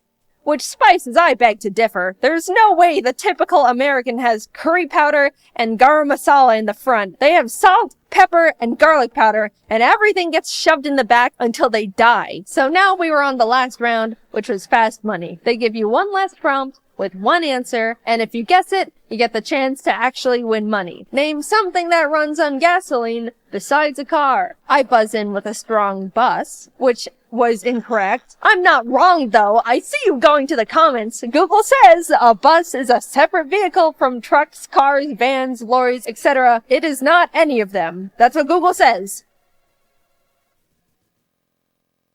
Lawnmower. Dude, whatever. All we proved was America is bogging down Family Feud with their stupid wrong answers. I don't want to win that dumb freedom money anyway. With $0 in our pocket, we moved on to The Price is Right. I've actually never watched this game show before, so I was learning as we went. 4 lucky contestants from the audience are given a random item, and the closest one to guess the actual price of it without going over, is selected to come up on stage and play more games to earn money. And I learned that even if I was one of the lucky 4 people selected, I wouldn't even get the chance to be on the actual show. The game gave me 6 chances to be the closest one to the price of the items, and I lost every single one. But hypothetically, even if I miraculously was the winner and taken on stage, I still would have won nothing. I tried twice for content and still ended up with $0. So we're entering our last game show of the day, and we've got a whopping $0 to our name after being on 2 of the most popular shows created. We really need to make this one count, because I am going to look like such an idiot if I was on 3 game shows and came back with 0 money. We walk out on stage. The spotlight finds us. Jeff Foxworthy raises the microphone to his mouth and welcomes us to Are You Smarter Than a 5th Grader? The show where you're given trivia children up to grade 5 are taught. Answer them all correctly and we could be leaving the show with $1 million in our pockets. But fail and you're doomed to know you're not smarter than a literal child who has to raise their hand to go to the bathroom. That's Jeff's favorite line to drop when people lose. He says it all the time. It's like his go-to roast. Every couple of questions, you have to pick a child they have provided to help you out. You're given the chance to either peek at their answer or copy their answer, but you can only do those once. They're like your child lifelines. I picked Jeremy as our first little buddy. I liked his enthusiasm, and he gave us a really good high five. The subject we chose was under 4th grade math, and the question was, how many lines of symmetry are found on the following shape? It showed us a picture of a pentagon, I accidentally thought it was a hexagon at first, which was not my finest moment, and then it glitched and never went away. We couldn't get the pentagon to disappear, and literally couldn't read the multiple choice answers. Our thoughts were, since we wanted to punch in the answer of 1, yes, I know, another not the finest moment. Look, I was stressed, okay? The pentagon was freaking me out. I wanted to say 1. Surely they would have put the answers in ascending order, A being the smallest number, and D being the highest. So we locked in A, hoping it was 1. Lock in. Oh, man. Locking in. So, no! Let's restart. Let's restart that there. First of all, 7 was completely the opposite of what we were trying to say. Second of all, we wouldn't have been right in the first place. And third of all, Jeremy ended up saving our hides. So besides being able to either peek at or copy your student's answer, if you ever get something wrong but the kid gets it right, you get to be saved and are still in the game. Like the rest of the lifelines, it can only be applied once, and Jeremy was here to be our Pentagon-knowing hero. Anyway, we restarted. That attempt, we weren't counting that one because that was just a practice round, and the forever lasting Pentagon wasn't fair. It messed with our heads. But this one's for real now. Attempt 2 started and was going well. We ended up getting to the 6th question without any problems. But of course, as our luck would have it, we were given another glitch question where they gave us an image, and then we can't read the answers. This time the question was from 4th grade social studies. What is the shape of the following landmark? And then it showed us this. I didn't know what it was called, but Kelsey was sure it was the obelisk, and we could barely see that as answer C. Even though we were 99% sure we should just lock in C, I wanted to play it safe and copy our chosen student Alicia's answer. So we copied her, and Jeff Foxworthy revealed the correct answer, which was C, obelisk. Jordan, Kelsey, and I all celebrated because we were right, but in a very unfortunate turn of events, it was revealed that Alicia punched her answer in as B, pyramid. What, you little... Oh my god. Attempt 3. We really wanted to do 1 attempt each with the game shows because on national TV you've only got 1 shot to make your money. But I don't think there's ever been times on Are You Smarter Than a 5th Grader where Jeff Foxworthy tapes the obelisk to your face and makes you guess on while you're locking in. This time, I'll say it now, we didn't get any questions where the pictures perpetually blocked the answers. It was all a fair fight, and whatever we win on this try is what we're going with. And it was going well. Really well, in fact. 3rd grade animal science. Which of the following animals has 8 arms? Ha! Octopus. I knew that one. 3rd grade music. A symbol that represents the duration and pitch is also known as what? Musical note. Then we got stuck on 5th grade measurements. 9 meters is how many yards? I don't know that. I am an unfortunate slave to the imperial system. So we decided to copy Juliet's answer, which was 9.8. She was right. We got to move on, even passing the $25,000 benchmark question. That means if we end up flunking out from this point on, we still get to leave with $25K. Solid, but we're going for that million. By the way, I had no idea you could win that much money on this show. They could ask you, what's this? And then you say the color wheel, and then you can walk out with $300,000. That's absolutely bonkers. Anyway, we were getting far. Really far. 50,000, 100,000, 175,000, 300,000. We were still in it. The $500,000 question arrived. 4th grade inventors. Which inventors' improvements to the steam engine were instrumental in starting the Industrial Revolution? We didn't know. None of the choices seemed right, as in, we didn't know who any of them were besides Benjamin Franklin, and I don't think he did that. After a lot of back and forth, we decided to guess on Robert Fulton, which was the wrong answer. We were out. But then we realized we still had hope. We hadn't been saved yet. If the student we chose during this round got it right, we can still keep going. Jordan, Kelsey, and I looked to our side to realize Alicia. The girl who thought this was a pyramid. We're doomed. We had no more child lifelines left. Where was Jeremy when we needed him? She reveals her answer. James Watt. She was right! We were saved! You were just saved by someone who needs to raise their hand to go to the bathroom. Jeff, we made it. We got to the $1 million question. Apparently, they tell you what the subject is gonna be, and if you don't want to take it, you can still walk away with $500,000, which is very generous. But the catch is, it's not multiple choice. You have to submit your answer yourself. Which, being real, if I was really on this show, I would just be like, alright, cool, see ya, and settle on the $500,000. Are you kidding me? That's $500,000. I've proven enough here. I'm going home now. But for the sake of the video, we went all in. The subject was Earth Science. And the question was, what do you call the process of heating water into steam and then cooling it to purify it? To which I was like, I don't know. But miraculously, Jordan knew it. I might know this. Fucking, Oh my god, I don't know this. That's distillation. Is it? Good job, babe. Yeah, right? How do you spell that? DIST. Isn't that what you do to alcohol? Yeah, ILL. Distill. I'm pretty sure.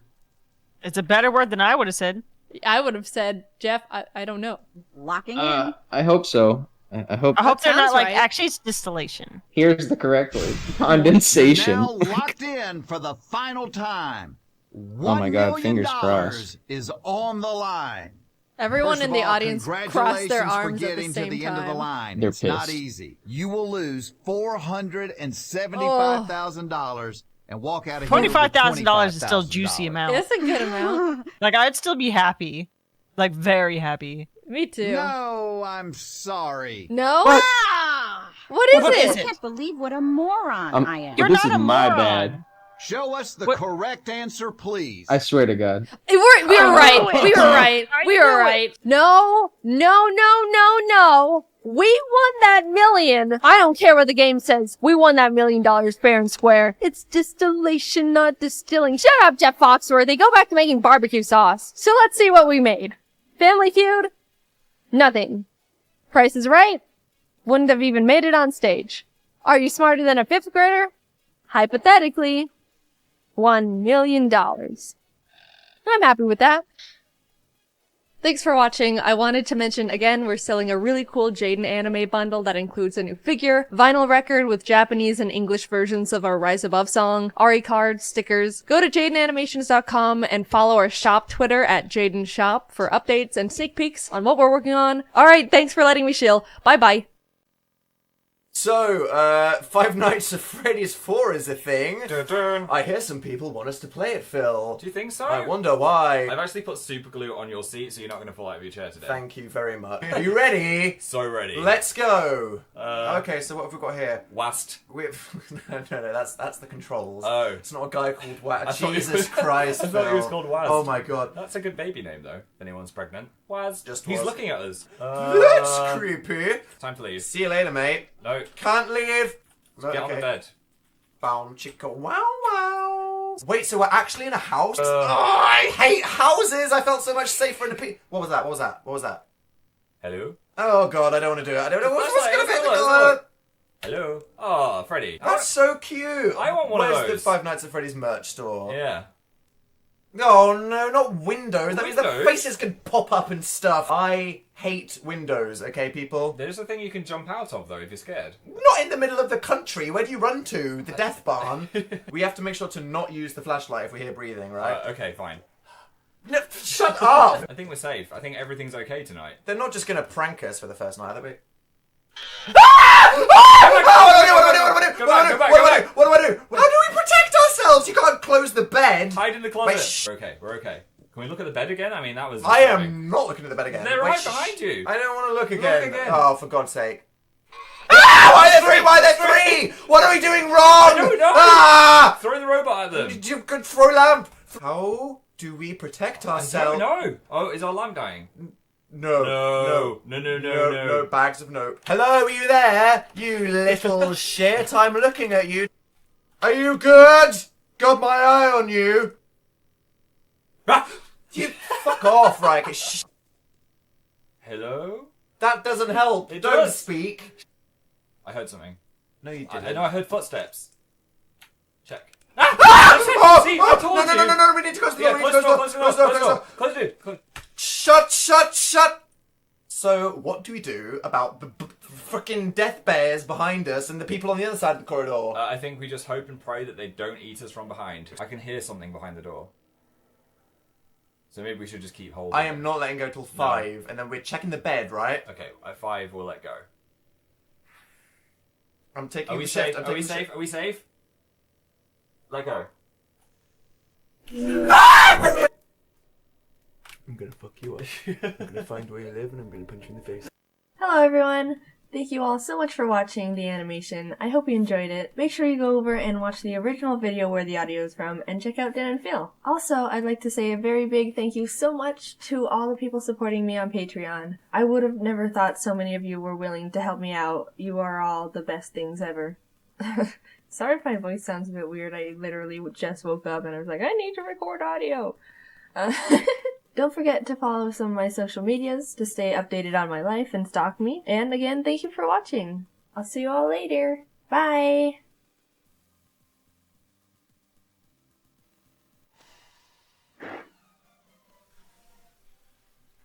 Help! You over there! In my bag, there's a Pokeball! Get it and help me! These Pokeballs over here? Whoa, I've never seen these before. I'm a new Pokemon trainer, so yeah. Is this gonna be my first Pokemon? Is this like a really important decision that I have to make? Here, let's see him. Whoa, it's like a little bird! Oh, he's so cute! What's this one? Oh, this one's awesome! He's like a little fish or something with legs. Oh man, I can't decide. Oh my gosh. Oh wait, there's another one? Oh, it's like a gecko or something. Nice. Oh man, I don't even know how I'm gonna choose. Oh man, this is so cool. Do they evolve? There's like 3 evolutions, right? Oh, what are they gonna look like? I wanna choose the coolest one and the most strongest. These guys have mega evolutions, right? I don't care which one you pick. Just help me! Okay, jeez, sorry. Come on, Torchic, let's go. Wait, you need my help to defeat a level 2 Poochyena? It's level 2, just kick it or something. Alright, Mudkip, I choose you! Mudkip! Alright, Torchic, let's use Scratch. One eternity later. Alright, Torchic. We're almost there. One more scratch should do it.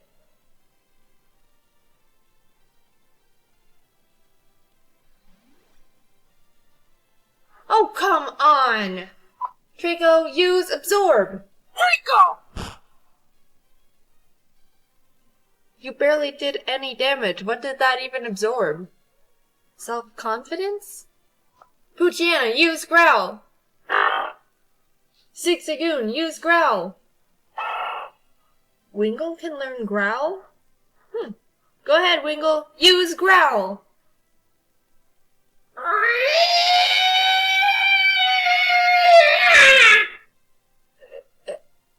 Good job.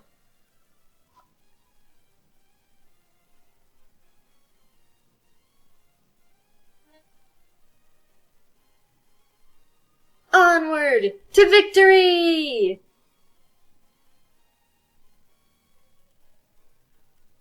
I grew up only wanting to watch cartoons for the most part. I never tried to drift into other shows or movies with real people and actors. Normally, if something had actual humans in it, my 7-year-old self would be like, real people? No thanks, Bourville. I don't want to watch anything unless there's mutant super children who are birthed from a crockpot. I like to believe I'm a really open-minded person now. I don't just blow things off like that. I generally don't feel like I have the right to judge or have a strong opinion on anything unless I've researched and tried to understand every aspect of it first. That way I can use all the facts to come to my overall standpoint. It's easy to hear just one detail about something and jump to a conclusion. People form opinions based on their personal values and beliefs, but only knowing certain details can change things instantly. Here's an example. Judy saw Ron push her dog. Wow, what the heck? Ron's some rotten dog hater. Frick Ron, dude. Now hold on a sec. It's easy to believe that, but actually, Ron pushed Judy's dog because the dog attacked his child, and Ron was only protecting his kid. Whoa, really? Judy needs to put her dog down. It's a hazard to everyone around it, attacking kids and crap. I can't believe she'd be okay with owning a rabid dog. She probably didn't take care of it. Judy's a horrible dog owner. Okay. Untamed dogs are a safety problem for sure, especially around children. But you didn't realize the dog only attacked Ron's child because they were teasing the dog with an ice cream cone and the dog just jumped up onto him wanting a taste. Well then, it's the dumb kid's fault for— I'll cut off the story here because I could add so many more layers to it. But you see how quickly your views can change if you don't know all the details to something? At every new point, the resulting opinion wasn't necessarily wrong or incorrect, although I made them extreme for emphasis, because you were forming a standpoint based on the only information you had. But yeah, that's my tip for the day. Look more into things and do research before you make a super strong opinion on something. This whole video got way off track real quick. I'm gonna go back to talking about what I was gonna talk about in the first place. So TV. Once I got older, I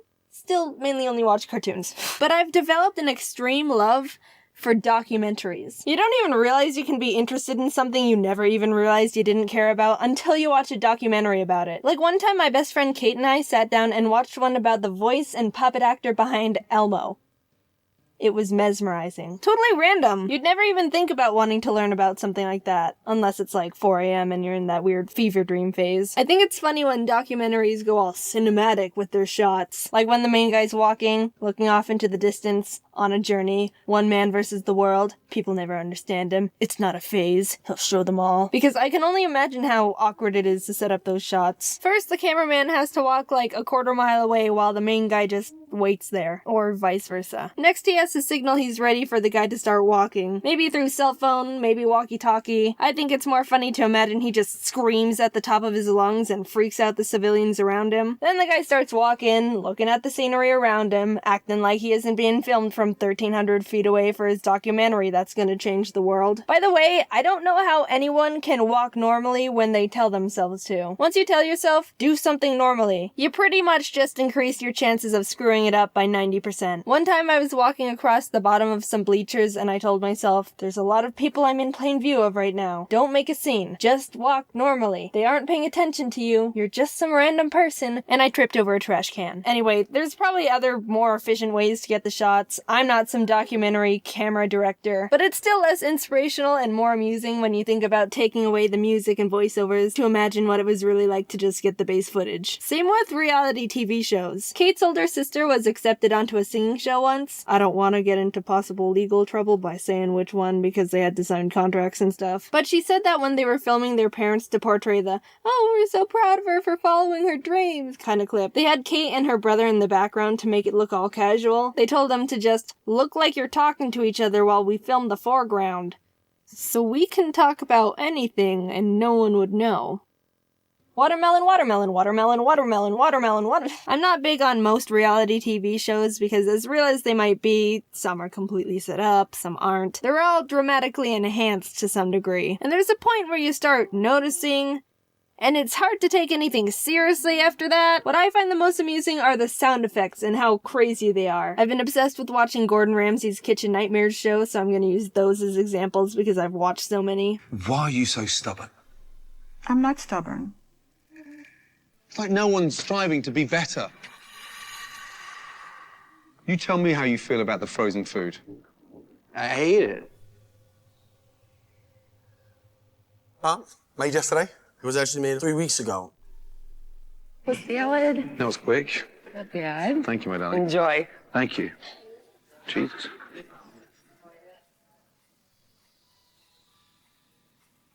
This one is Natural with white natural. cheddar. Oh, this is award-winning. Yeah. Great. And why is the fillet butterflied like that and cut like that?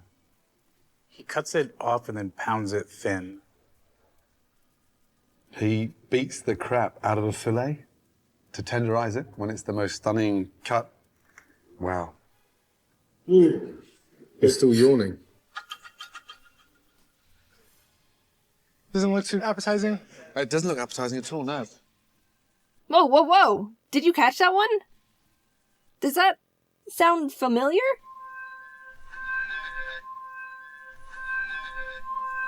Kitchen Nightmares uses the same sound effect of some kid butchering the recorder as the pigeon documentary I talked about in my thesaurus video. Is there some, like, YouTube music library, but for documentaries we don't know about? Hey, Craig, what's the sound effect you used 43 minutes, 8 seconds into your Rubber Ducks documentary? Oh, it's maracas_05. Ah, thanks. Yeah, I tried maracas_02, but it didn't have the exact effect I was going for. In the UK, they don't use nearly the amount of dramatic sounds American shows use. Just look at this old clip from the UK version of A Kitchen Nightmares. Does this make you feel better shouting in front of the blue I'm not shouting in front of anybody. Is that you have to show off? I'm...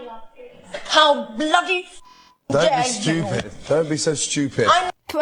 No over-the-top dramatic crap? It's almost pure. Here, I'll fix it American style. In front of anybody. You have to show off. I'm... How bloody dare you. Don't be so stupid. Putting everything aside here, I freaking really love all of Gordon Ramsay's shows. I have a problem. I've watched, like, all of the Kitchen Nightmares. I love MasterChef. I love Hell's Kitchen. I love Hotel Hell, even though I've only seen, like, 1 or 2. I haven't watched Gordon Behind Bars yet, but I still love it. I've never had the answer to this before, but if someone came up and asked me, who's your favorite celebrity? I think I'd have to say Gordon Ramsay. Ironic, considering he's a chef and I don't eat the standard American diet. But he's a really great person from what I've gathered. Someone might think, oh, he's just a big jerk who yells at people. No, you've got to look deeper than that. Where is your character analysis? He's a genuinely great guy who's passionate and takes pride in what he does. He's not cocky or arrogant. He's always willing to learn more, and how this turned into me talking about how great Gordon Ramsay is. Gordon, you're welcome for sticking up for you. Even though you can obviously handle it yourself. Anyway, I've gotten off track enough in this video. If you're ever bored, I recommend just binging the whole Kitchen Nightmares YouTube channel. They've got, like, one of the funniest comment section communities on the entire YouTube platform. Shout out to Kitchen Nightmares and Gordon Ramsay. If you ever see this, I love all your stuff and you're considered my favorite celebrity, I guess, now.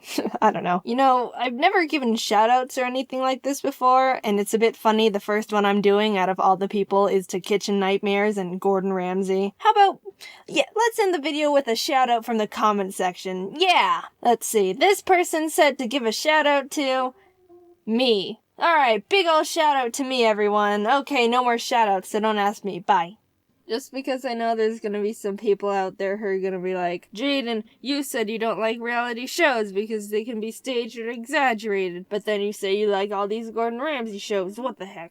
Yeah, I normally am not a fan of reality shows, but I like these ones, okay? I can accept the fact it may or may not be dramatically enhanced and still enjoy it. So, also, by the way, since you're here, my buddy Ryder, or Foot of a Ferret, made a brief history of me, so you should check that out. He's a cool dude. Sorry if this sounds weird. My wisdom teeth are like, hey, we're gonna rip through your gums right now, and I'm in excruciating pain and can barely move my jaw. I've been putting off scheduling an appointment for the dentist to rip them out because I didn't want to be in pain recovering for a week.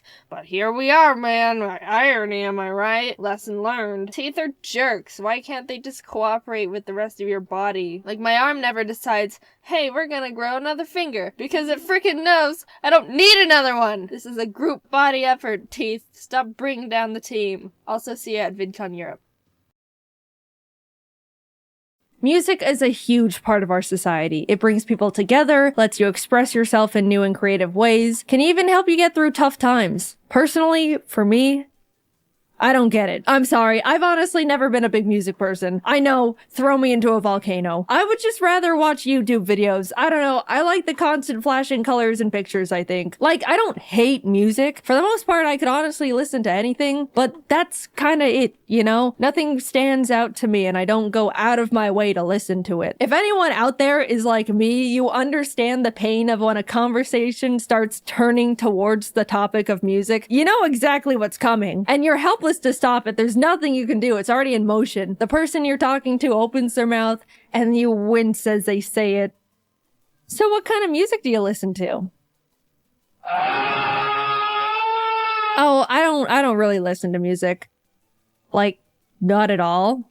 Nah, maybe like some video game music every once in a while, but that's kind of it. Damn. That's crazy. Yeah. And after that conversational stumbling, the person starts talking about the music they like, and you have to stand there and take it. Oh, that sounds cool. I should give it a listen. You're just lying through your teeth, not being convinced in the slightest, and will immediately forget every piece of information they tried to feed you. Even if I wanted to look it up later, my brain goes, get this out of here immediately. We've got to make room for the 4-hour-long video essay about Freddy Fazbear. Basically, I don't connect to music the way the majority of people do, and no one, including me, is happy about it. Look, I've tried to contribute in my own way, but no one else listens to the Mario Kart Cheeseland theme in their free time. It's good. No one believes me. Now, on a completely unrelated note, a while ago I wanted to get into a hobby that was fun and active at the same time because I do not move if not incentivized to. And that's not good. I'd like to still be fully functional at the age of 30. So after a bit of soul searching and digging around in the old ideas jar, I decided to try out DDR. I got a dance pad, downloaded some fun video game songs and anime intros to Dance Dance Revolution 2, and I got really into it. It was the most active I've been since high school. I was doing cardio for hours on end. Who am I? After playing my batch of custom songs for a few months, I decided to download some more stuff. And that's when I casually thought to myself, I wonder if there's any good Vocaloid charts. Now, to start a completely new tangent again, Vocaloid is a voice synthesizer program, yada yada yada. Basically, it's robot voices you can control to write songs, and there's different characters based on what voice you use. The most common example, you know her, you love her, is Hatsune Miku. Yep, strap in folks, we're finally talking about Hatsune Miku, my beloved. My history with Hatsune Miku is a bit all over the place. I first got really into her in high school. I don't remember exactly how, but I probably just stumbled onto some of her popular songs while browsing YouTube one day. Either way, I was obsessed, and that was the first instance of me actually listening to music, which, as you know, was groundbreaking. I loved Hatsune Miku so much that in my senior year of English class, the teacher told us to write a PowerPoint presentation about anything we wanted. Most kids talked about, like, ending racism or recycling or something like that, but I decided my presentation was gonna be about our girl, Hatsune Miku. You know, just as morally important as ending racism and preventing global warming. Of course, I disguised it as a presentation about our hologram concert's gonna be the future of live music, but it was really just an excuse to gush about Miku because I desperately needed that outlet. I was a lonely child. Honestly, I'm not even sure how I mustered up the courage to do that presentation in the first place, because as the shy art girl who never talked to or hung out with anyone, it was a bold choice for me to talk about something considered so strange and nerdy at the time. I started my presentation and immediately was like, oh my god, what the hell am I doing talking about a holographic Japanese pop icon in front of my normie-ass classmates? I regret every moment I didn't stop myself from getting right here. After playing Miku's viral World Is Mine performance for the class, one of the, like, popular girls was like, that was cool, can we watch another?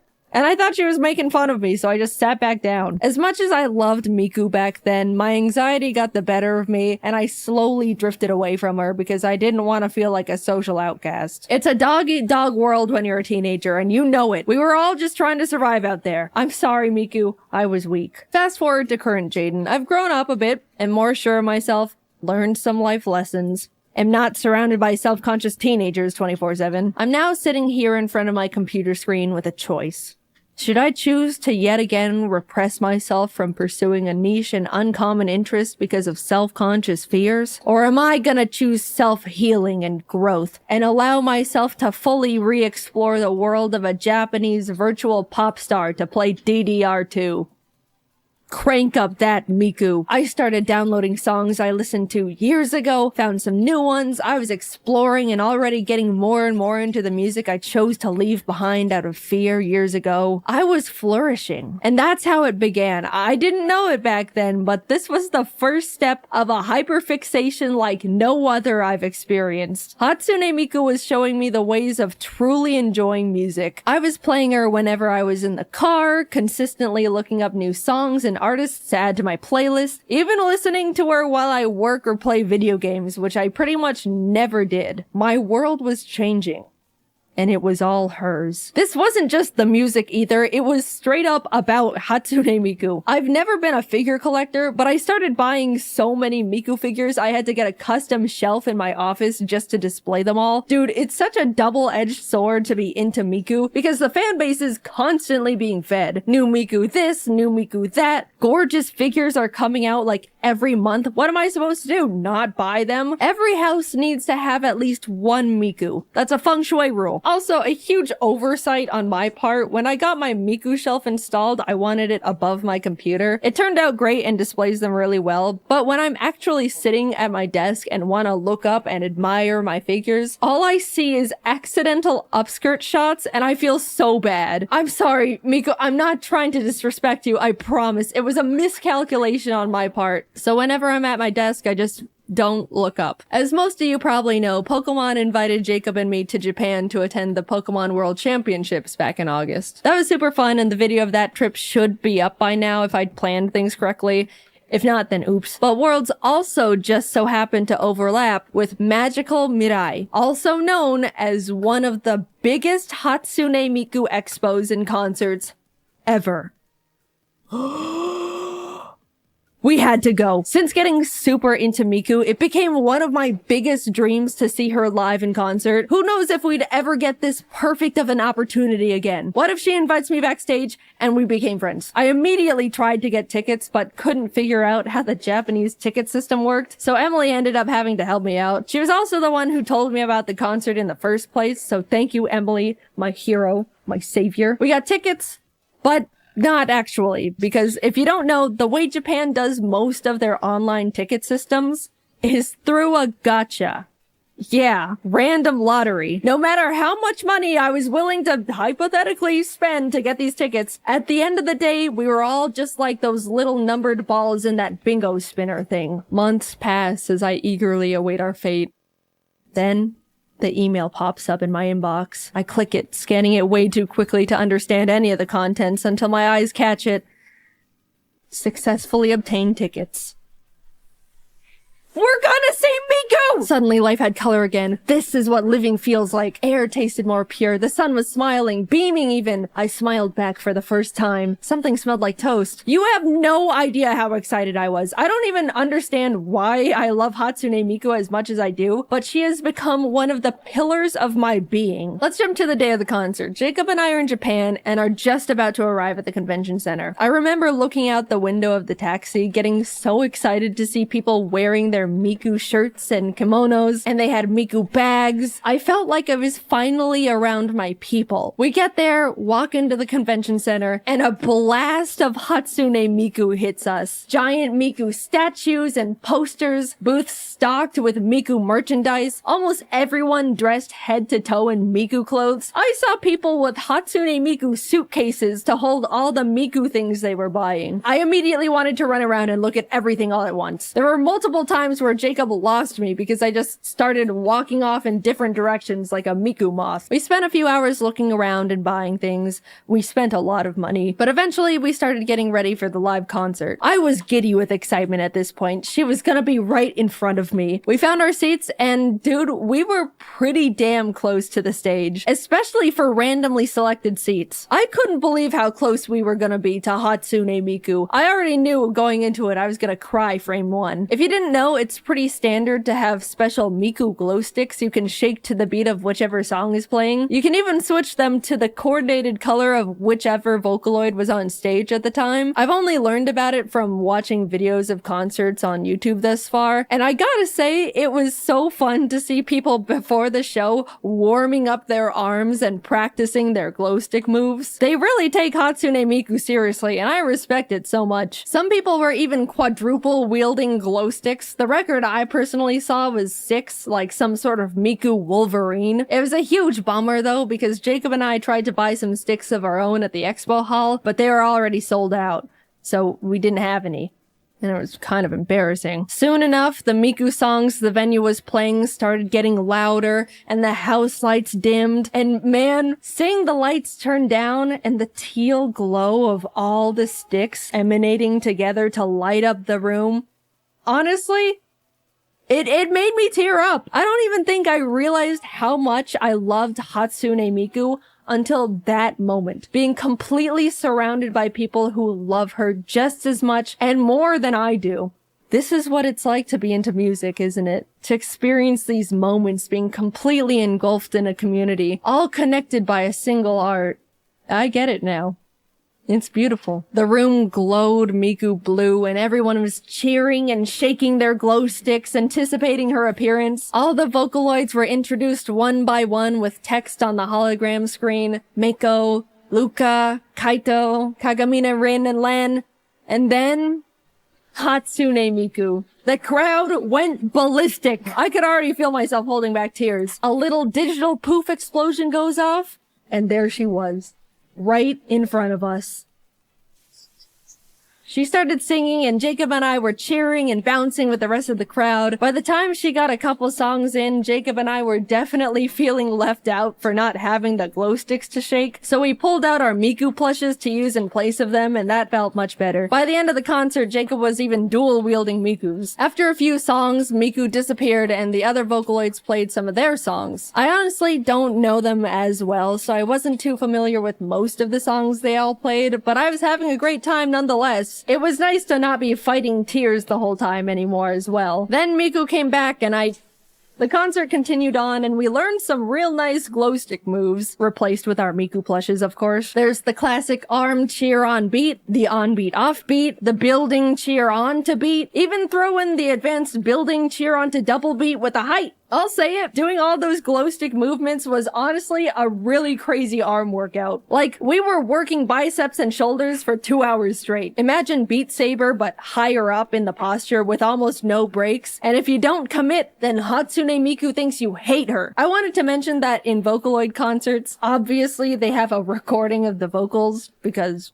you know. But all the other instruments were absolutely real. There was a live band playing all the songs for the entire set. In the middle of the concert, there was even a nice little appreciation moment showcasing all the band members by name, accompanied by a little solo they got to play. I'm a big bass fan and would love to learn how to play it one day. And I know bass players get super neglected because everyone wants to watch the cool guitar players, so I gave extra attention to the Miku bass player. They definitely noticed me cheering for them, probably because I could tell everyone was watching the guitar players and I was the only one actually looking at them. And the bass player smiled super wide and raised his bass to me, and I just thought that was a nice moment. Appreciate your bass players, guys. They need it. Anyway, the concert went on. There were awesome lasers and sparklers, fun costume changes from all the Vocaloids, great set list. Shout out to the guy in front of us that was there with his girlfriend and definitely more excited to be there than she was. Finally, it came to the encore. We had to convince Miku to play one more song. You know how, at least in America, people are cheering and screaming for an encore? Well, Japan is like so quiet and polite. They were saying it like a suggestion. It was so quiet. Kind of just a long session of applause with a whisper of Miku.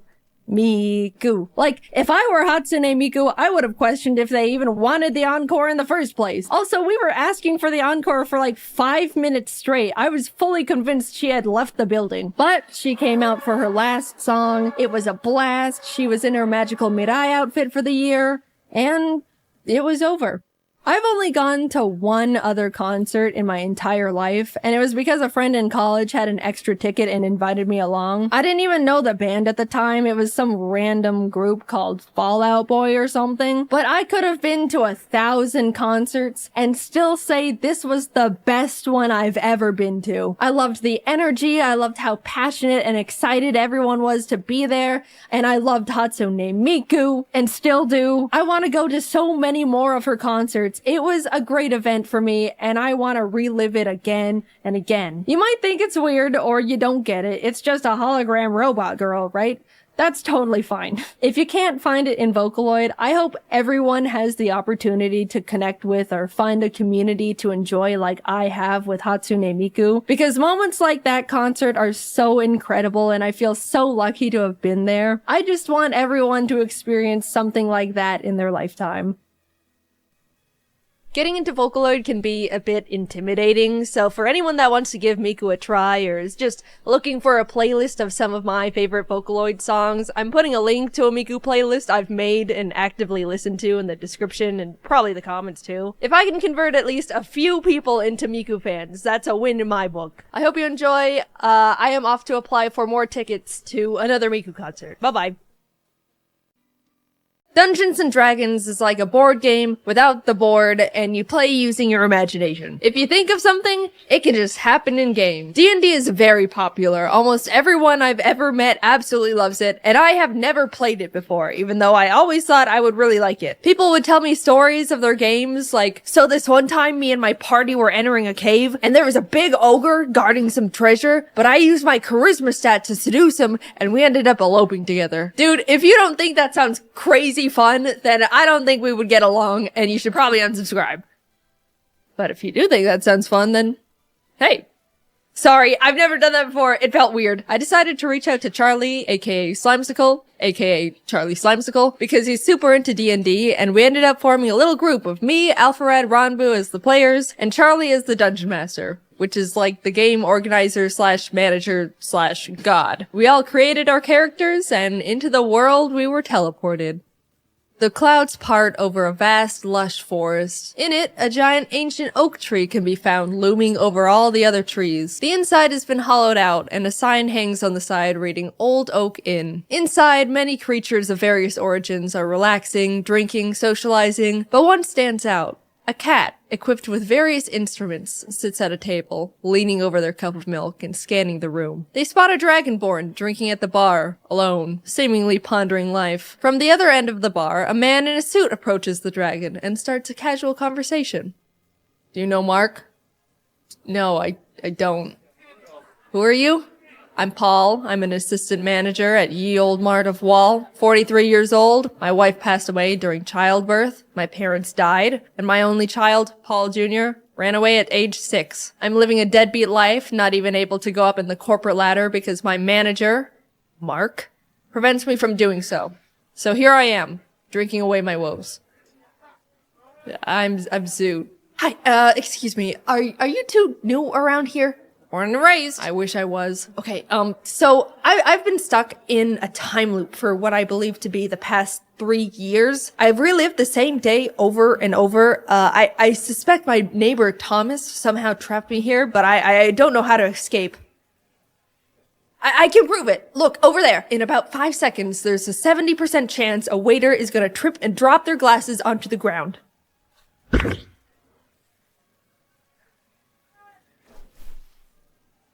Well, alright, it's a bit impressive, but, like, it's gonna take a bit more convincing because that wasn't all that. Suddenly, a sheep crashes through the tavern windows and starts rampaging around the inn. It's going straight up crazy, knocking over tables, knocking over people. Paul mentions it's got something in its mouth, and the sheep immediately stops and runs straight up to him. As Paul takes what seems to be a scroll out of the sheep's mouth, Zoot whips out their mace in an attempt to pepper spray the sheep, but slips on a puddle of rum and accidentally sprays Paul, who just is disappointed at this point. The three open the scroll, and Zoot, recognizing it's a speak with animals spell, translates it, casting a huge shockwave and blasting everything in its radius. Hello? Can you understand me now? Why the f did you try to spray me with mace? Zoot and the sheep start bickering as Paul and Tholomew just stare at them. Just forget it. I'm no ordinary sheep. I used to be human and was cursed into a sheep's body. My name is Luop, and I need your help becoming human again.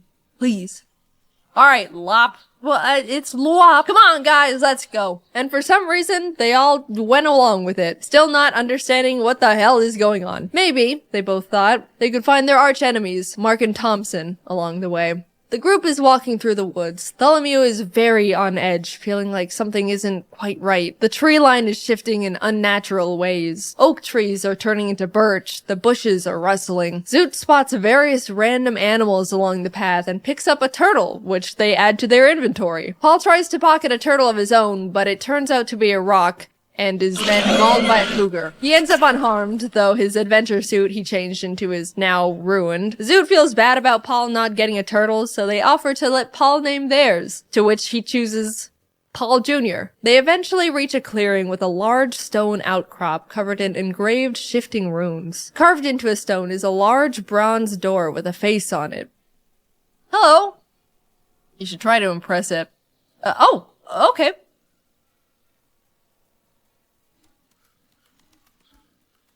Answer me these riddles 3, and then you can come in.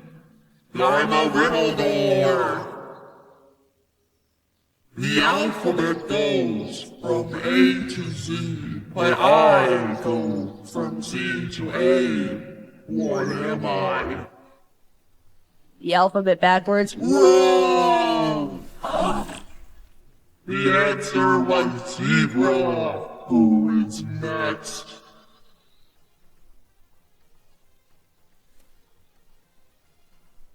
I move without wings, between silken strings. I lead, as you may find, my substance behind. I'm gonna say a spider, because I got the butt strings. Correct! You may pass. Wait, but can you turn our friend back? Oh yeah, double or nothing. Answer this next riddle, and your friend will be turned back.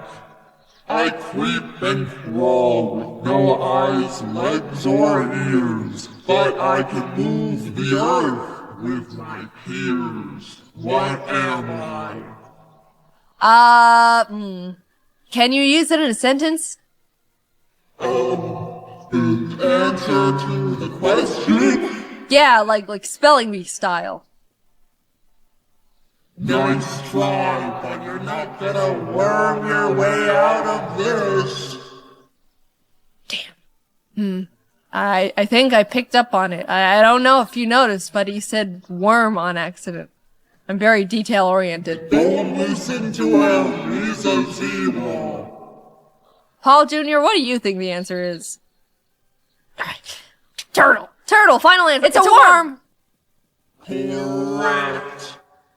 The adventurers walk through the door's mouth, which closes behind them. As they're walking into an open room, they're greeted by a closed silver door. Zoot immediately pitches the turtle at the door, but nothing happens. There's 3 dishes of clay placed in front of 3 pedestals, and the door face emerges once again, this time on the ceiling. In order to continue, create whatever you want. Not wanting to deal with more riddles, Zoot throws a dagger into the door's eye. Dude! Fine, I'm not helping you with this one. The group, now lost with no direction, decides for some reason to all start eating the clay, even feeding some to Paul Jr. and Lwop against their wills. After all the clay has been consumed, the pillars glow red and more clay drops down from the ceiling, resetting the puzzle.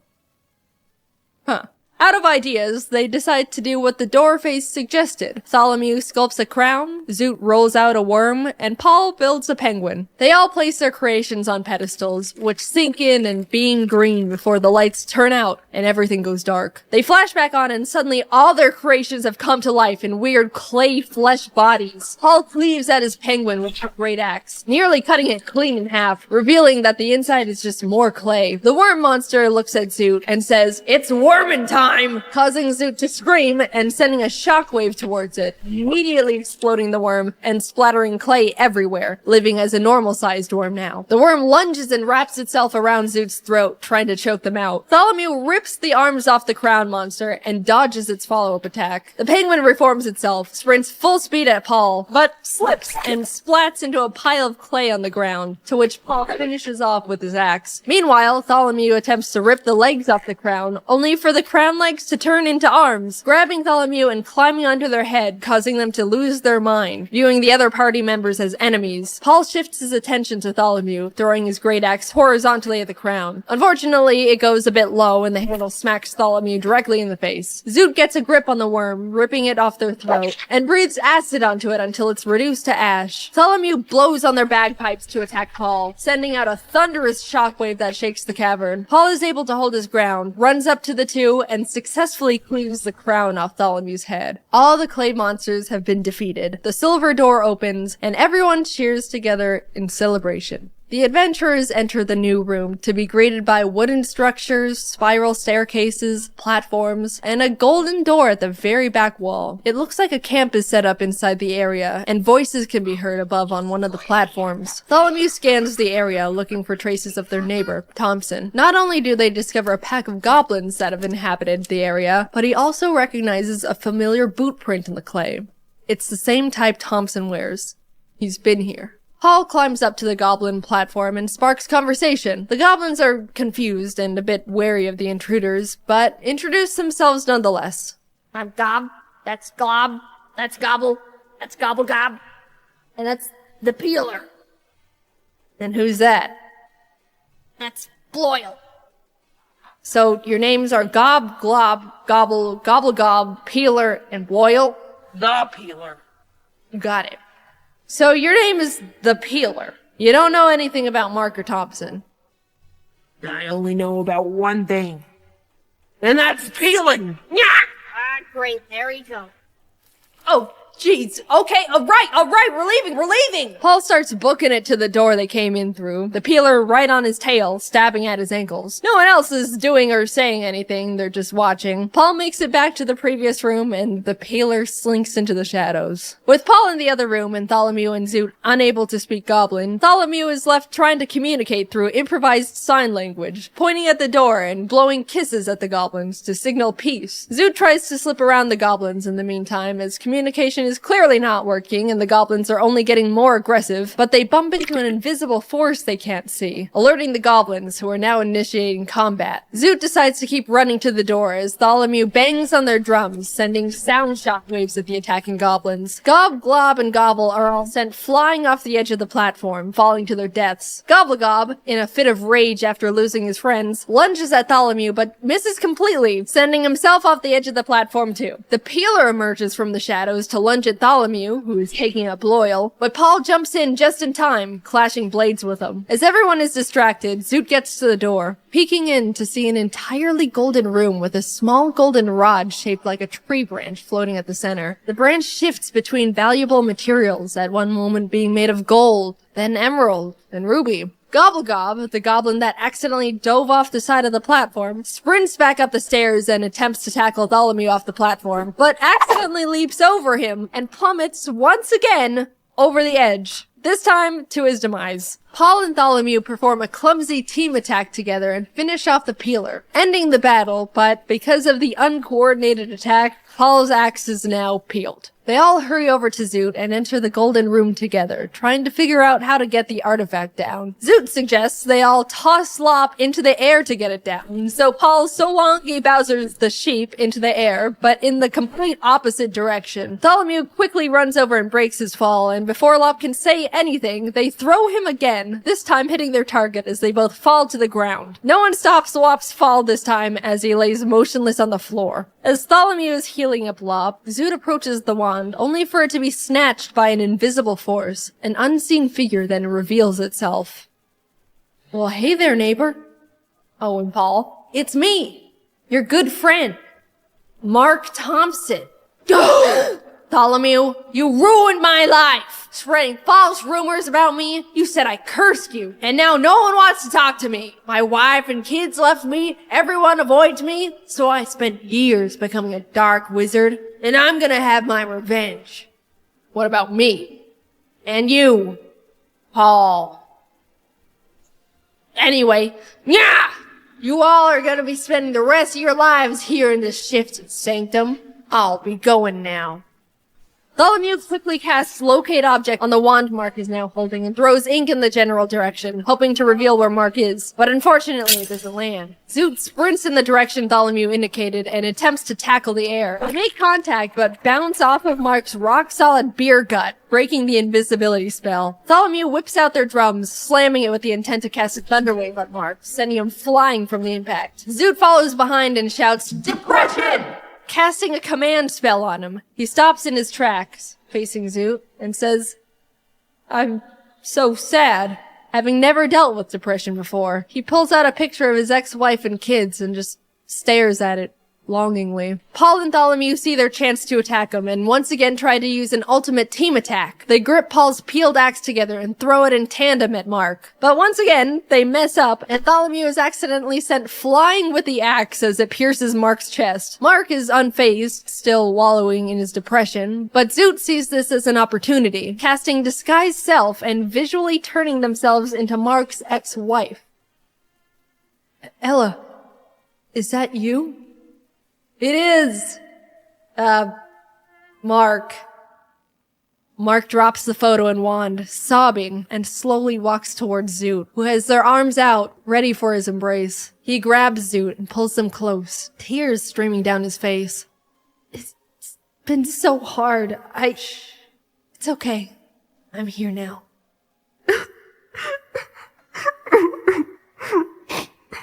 Zoot pulls back, just a bit, just to look into Mark's eyes, which are sparkling with tears, and proceeds to acid blast him point blank from the mouth.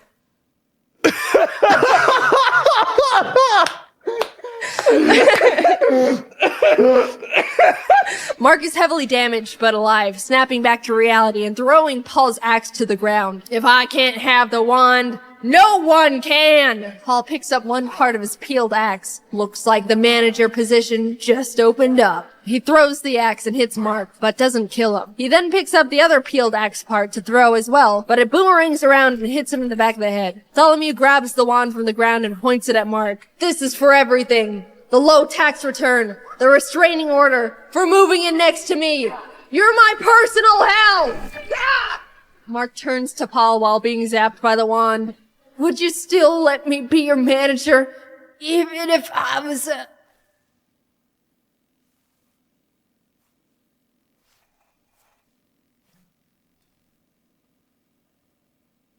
"You're fired." "You guys did it! Please, use the wand to turn me back into a human. Please!" Bartholomew casts the wand's powers onto Lop, finally turning him back into his original form. Paul and now human Lop lock eyes. "Hi, Dad." "Paul Jr. Is that you?"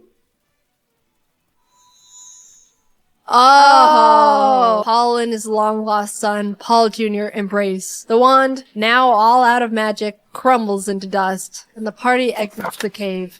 The bomb is detonated, and the explosions erupt behind them as the group walks off together.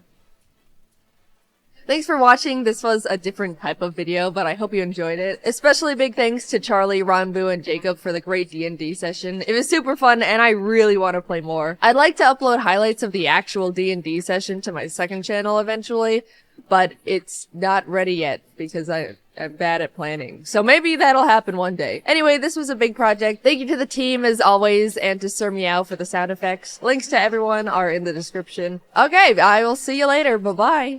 As of now, Jaiden Animations is officially 10 years old. Yes, I know I technically made the channel in February, but shut up, I don't count that. On July 23rd, 2014, I uploaded my first ever animation to YouTube.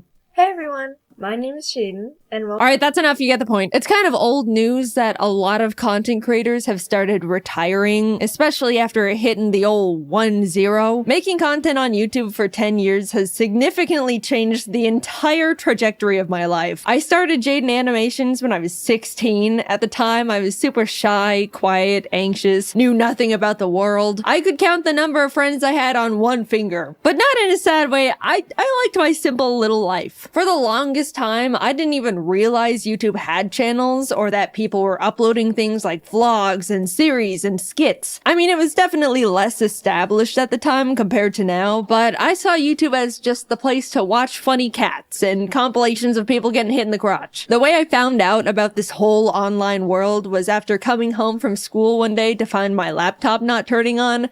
Meaning, I couldn't play Minecraft anymore. We've all been there, it's tragic. To satisfy my desperate Minecraft hyperfixation, I typed Minecraft into the YouTube search bar to see if anyone just so happened to upload any Minecraft-related videos.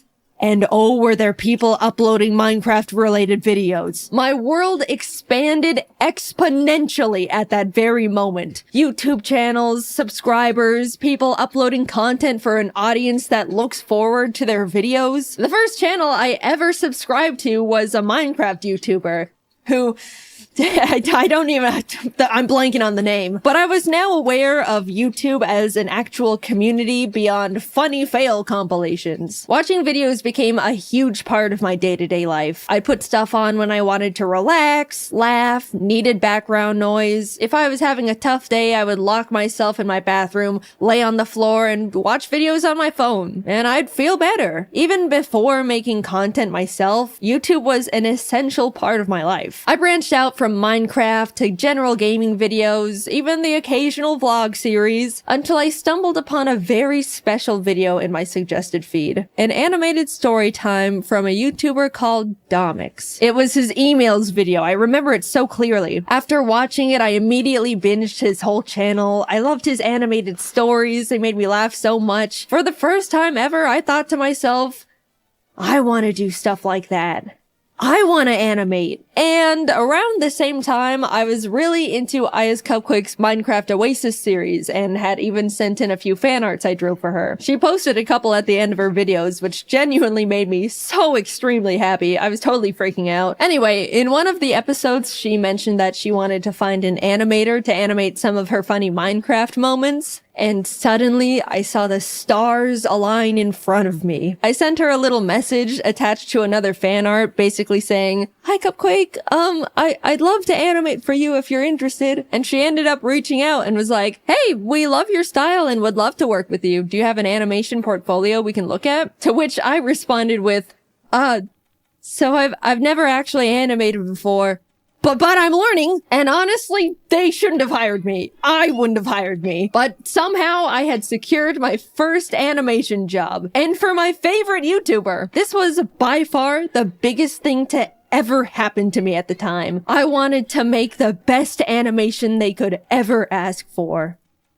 Now, I just had to learn how to animate. No joke, I literally typed "how to animate" and Adobe Flash tutorial into the YouTube search bar. That's how I learned. No class or school or nothing. I vividly remember opening Adobe Flash for the first time and wishing I could just skip forward in time to when I already knew how to even use the program because I was so confused. Humble beginnings, what can I say? And honestly, that's all it takes. People ask me all the time how I learned to animate, how I do this and that, what program to use. But you already have the biggest source of free online information at your fingertips. Just type whatever you want to learn into the search bar and people will literally teach it to you, no strings attached. While working on the animation for Cupquake and her husband Red, I talked to them about how I also wanted to make YouTube videos, that I wanted to animate little stories but was too nervous. They were both really supportive and encouraging, saying they'll put a link to my channel in the description of the animation to help me and stuff. I'll be completely honest, if Cupquake and Red didn't hire me and offer to help give me that initial push to start a YouTube channel,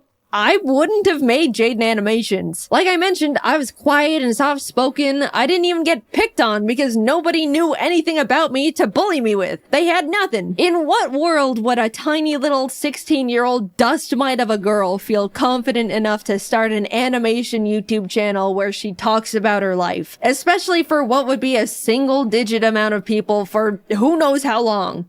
I'll tell ya, she does it in a world where she feels encouraged and inspired by the people she looked up to. There's so many timelines where none of this ever happened. So much had to come together just for me to start.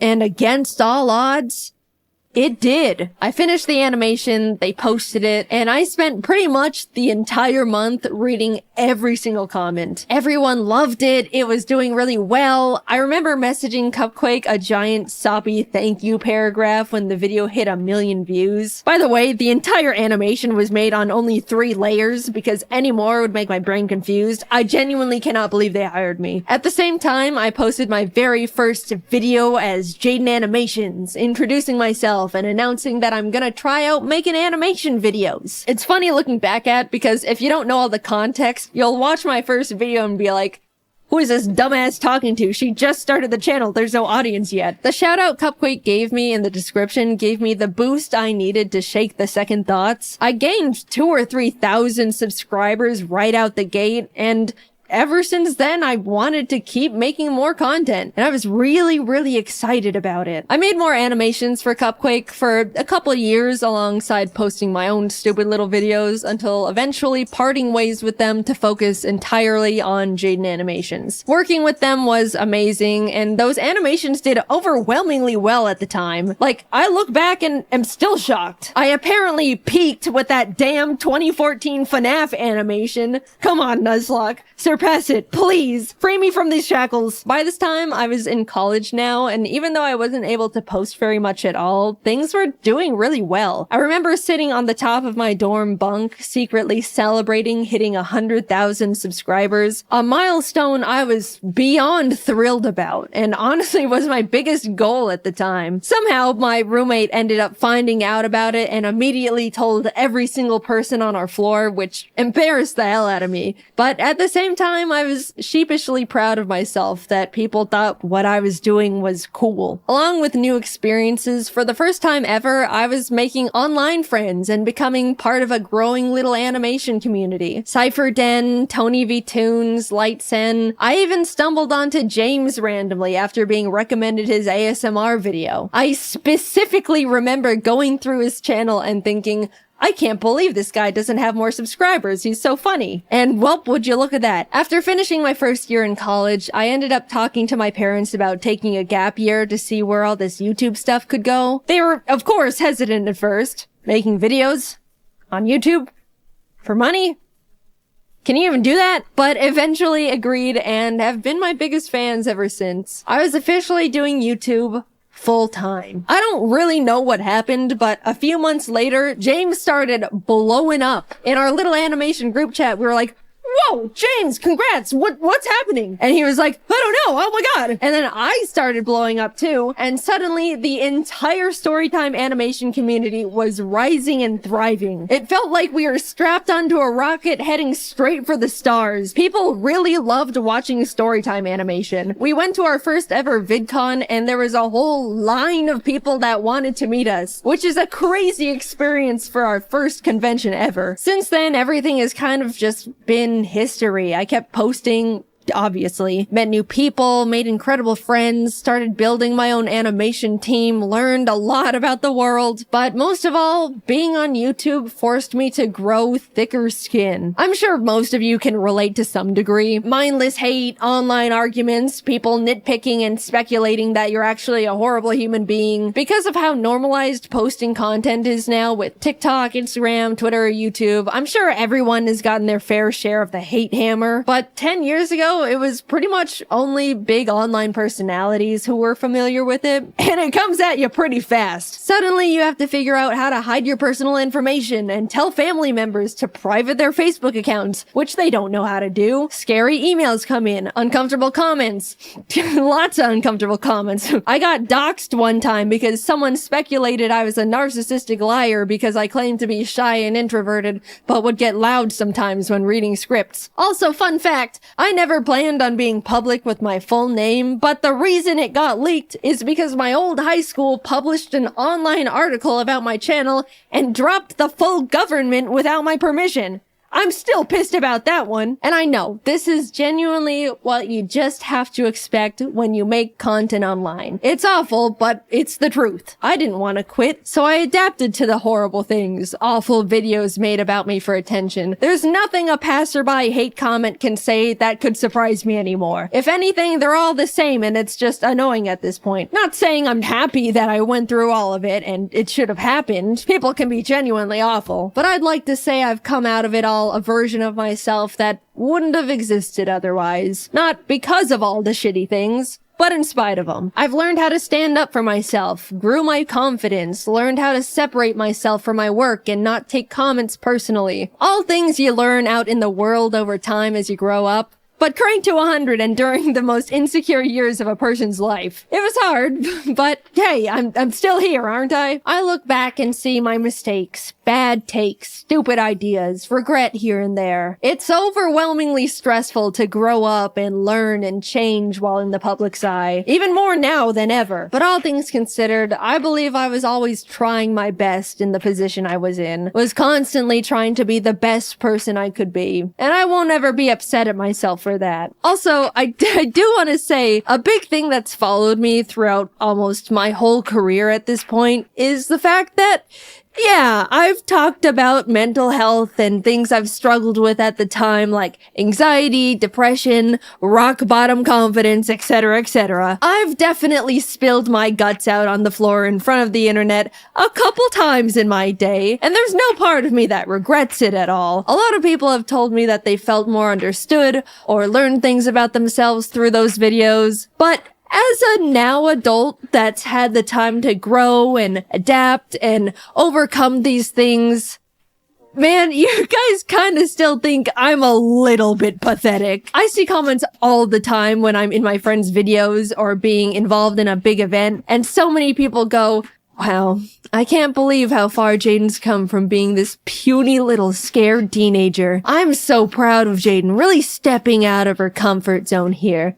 She is just so brave for showing her face after dealing with such low confidence. That one's always funny because it can definitely come off like I should still be self-conscious, which I'm not, by the way. I get what those comments are saying, I really do. But guys, not everything I do has to be brave. I'm just doing fun things with friends on camera. We don't need the 24/7 Jaiden cheer squad busting out the trophies and medallions every single time. And we also don't need the Jaiden defense squad scrapping with anyone that says anything non-positive about me. It's the internet. People have the right to not like me for whatever reason. I promise, it's okay. I'm an adult. I'm doing fine. I appreciate the concern. At this point, it just comes across like I'm very pathetic and puny and can't do anything. Now, somehow, a decade has passed. I'm not the tiny, small 16-year-old who's afraid of everything and can't talk out loud for more than 15 minutes without straining her throat. That's true, by the way. I spent 15 minutes recording audio for my first video and my throat was dead afterwards. It was pathetic. Now I can record for an hour,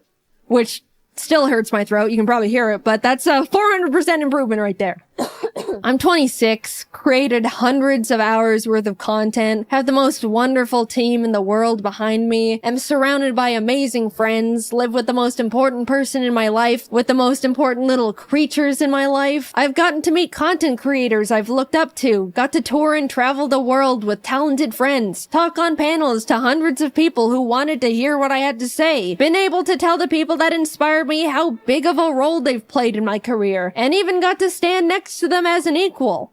I'm happy. Sure, it's always been and still is difficult dealing with the stress of being in a big spotlight. I went through some bad stuff, navigated rocky mental health, trusted people that hurt me, had to pretend not to be affected by things that were genuinely hurtful just to not empower people that wanted to see me break, all while in the eye of the public where one wrong step could crumble everything I've ever created. But I'm really happy with the place I'm at, the person I've become, and the environment I've built around me. So, what's that leave me with now? A full decade, man. Damn. 10 years of the most difficult, enjoyable, terrifying, exciting, stressful, grateful, soul-crushing, unforgettably special moments of my life. How lucky and grateful I am to have the privilege to say I've gotten to experience so many impossible things, to have so many dreams created and come true, to see myself persist through such a difficult position to be in. After taking a lot of time reminiscing and thinking about what could come next, the direction I want to take to follow what could keep making me happy, I've come to accept that YouTube isn't gonna be part of it. I'm happy with what I've accomplished. I had my rise and grind years. I experienced real and true passion. That's all I could really ask for here. There's not much else I want to do beyond it at this point. But before you freak out, I'm not quitting right this moment. I still absolutely love making content and still have the desire to keep making videos. But my YouTube years are numbered now. I fantasize about logging off as Jaiden Animations and becoming a normal person again. I want to move to a random-ass town in a random-ass place, have a little house with my creatures, have a normal job with normal hours and normal problems, live a life where people don't know who I am before I introduce myself. Not saying I don't like being recognized. You can come up to me, I promise, I don't mind. But eventually I just want to feel like a person again. Normal is rapidly changing nowadays, but I don't want this chronically online lifestyle forever. How nice it would feel to one day not have to triple check every single thing I say in fear of people's pitchforks, or fear for my safety when people maliciously leak my private information, or even be constantly surrounded by strangers' opinions on me and every version of myself I've ever been, every moment of my life. I hold it all together pretty well, I'd say. I mean, it's my job to. And none of these negatives have and ever will outweigh the positive aspects of this incredible opportunity that you guys have allowed me to have. I don't want to come across like I'm complaining. I very much understand this is just unfortunately part of it all, and I'm very privileged and very grateful. But I can't do it forever. And I don't want to. I want to feel like I have the time and mental energy to pursue new hobbies, experiment with other things that can make me happy. Making content for YouTube never leaves my head. It's the case for every single content creator on the platform. There's no clocking out, there's no weekends, there's no breaks. You can't just leave an office and not think about it. You're constantly brainstorming ideas, managing everything, schedules, employees. Sure, you can work and live anywhere you want, go on vacation at any point, build your own schedule, but it's always there. Like a black hole in your mind. It's just so exhausting. I haven't felt like I can sit back and enjoy something in 10 years because I simply do not have the time if it isn't for a video. Yeah, that's just how self-employment works, but don't forget about all the other fun stuff I've already mentioned on top of it all. I don't know what I want to do career-wise after retiring from YouTube, but I romanticize the idea of just getting to rediscover myself. Maybe I want to learn how to make custom plushes and open my own little shop, take art commissions, be a teacher, maybe an art director. It's gotten to the point where I think about that little life every day, and I'm actively aiming and walking towards it with every decision I make. Oh, let me tell you, I genuinely cannot wait to live it one day. But there's this other side of me that's so terrified. I've spent my entire young adult life in front of an audience doing pretty much one thing. I don't know what it's like to live without a platform, surrounded by a huge audience anymore. It scares me. Like a lot. I don't want to need this, but I'm scared that I do in some way. When the time comes, I'll definitely work on that fear in therapy or something, but I do think about it a lot. I'm not done with YouTube just yet. I still want to make animations and tell stories, animate little gaming videos. I still just love it so much, and I'm not going away just yet. Sorry to disappoint some of you. I just wanted to let you guys know how grateful I am that you've helped me be right here. I've gotten to meet hundreds of people who told me how much they liked my videos, felt inspired, discovered something about themselves, even did something as small as laugh at one of my stupid ass jokes. I can't wrap my head around the idea that a lot of you grew up watching my videos and are like functioning people in society now. That one always feels like, I know you're not calling me old, but you're calling me old. I'm grateful for all the art people have drawn for me. Even now, it's still so surreal. From the cute little doodles from kids to jaw-dropping, fully rendered pieces from artists of all ages. Like, you guys are better artists than me at this point. What do you mean I inspired you? Why does my art look like that then? The whole reason I show fan art at the end of my videos is because I look back at the feeling I got when Cupquake put my art in her videos, and I want to be able to give that back to other artists. People have told me they watch my videos to laugh, listen to while working, to feel better after a crummy day. All the ways I used to consume YouTube back in my day. Even though it's easy for me to tell myself, they're just little stupid videos I make. What's the big deal? It kind of also feels like I get to contribute to a cycle I used to be on the other side of and pay it back. I don't know, it just feels good knowing I've made stuff that's made people feel better in a way that other content creators used to make me feel better. I've rambled quite a bit, but thank you for letting me make these silly videos for 10 years. I never would have thought any of this could have happened to little old me, and definitely not for this long. I absolutely thought I would have been tossed aside and forgotten by now. I look back at when things were starting to roll, and I was like, I've got like a 3-year shelf life left. I'm forever grateful for you, my friends, my family, my team. I don't know what my life would have looked like if I didn't type Minecraft into the YouTube search bar when I was 14. Who knows how much more time we have with each other, but just know it has been and still is an honor to be here. And until then, I'll be doing my best to keep doing what I've been doing for 10 years and just make these silly little animations. You know, the timing is a little awkward to have just won a giant MrBeast YouTuber challenge that put a lot of eyes on my channel, only for the first thing for me to put out since winning is me talking about how I'm really tired and want to retire one day. That was not intentional, I'm sorry. But yes, the next video coming out will be about me winning the MrBeast Cube. We're still working on getting the money all set up to be given away, so you can stop emailing me asking for money. It's not gonna work like that. Anyway, thank you to everyone who's been with me at any point of my YouTube career. I've still got a little bit more juice left in the tank. I'm forever lucky to have lived the life I have and to continue living that life. And I appreciate you guys for sticking around. I'm excited to spend a bit more time with you all. So I'll see you in the next video. Bye-bye. Hey! Stop doing your homework! Stop watching TV! Stop looking at your phone! Oh, you're watching the video?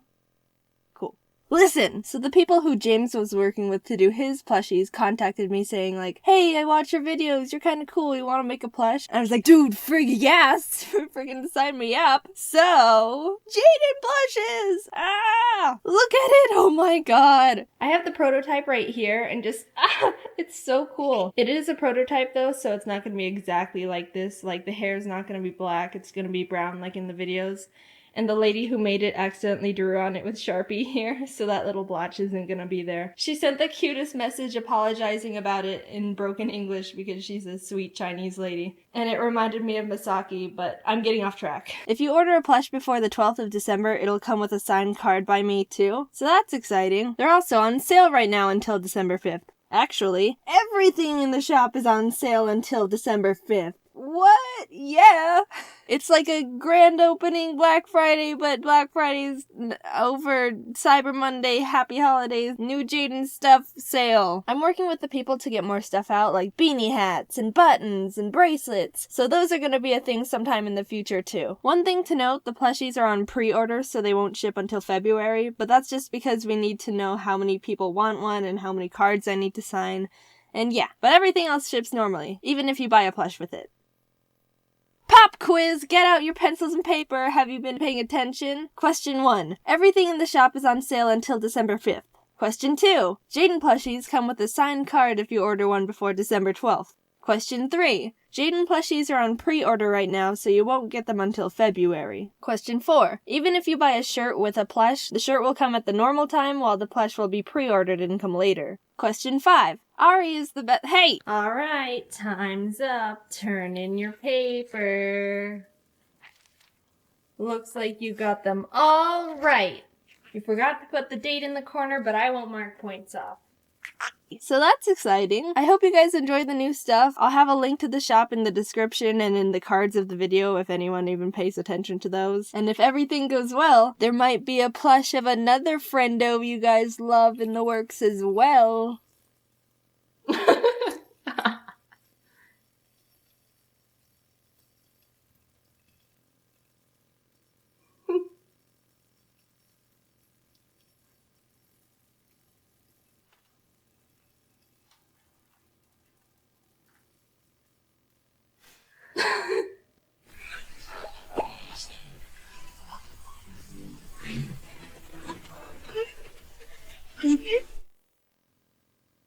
You like the plush, Ari? Yeah. Would you buy one?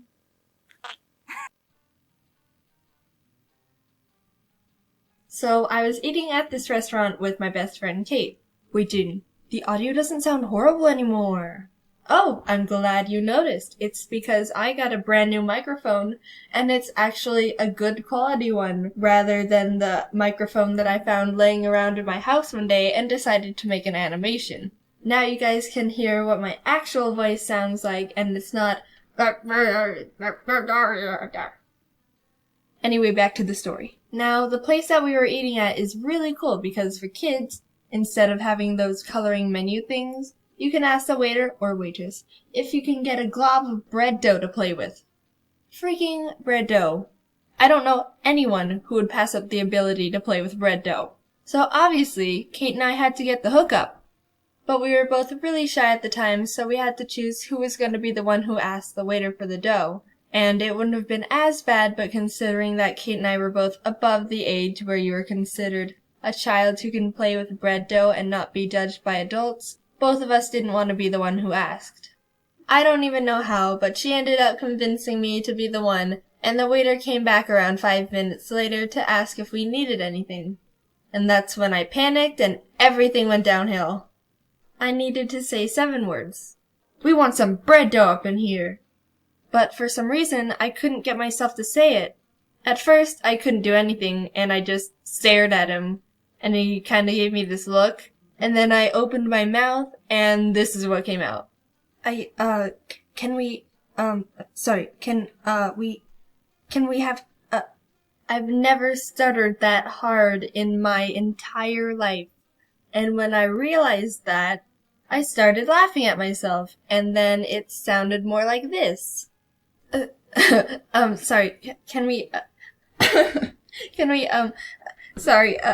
Kate's mom had to just cut me off and translate to the guy what I was saying, and after a look that tried to hide his judgment of me, he walked away. I was so embarrassed, but we all got a good laugh out of it. And hey, bread dough. Automatically worth it.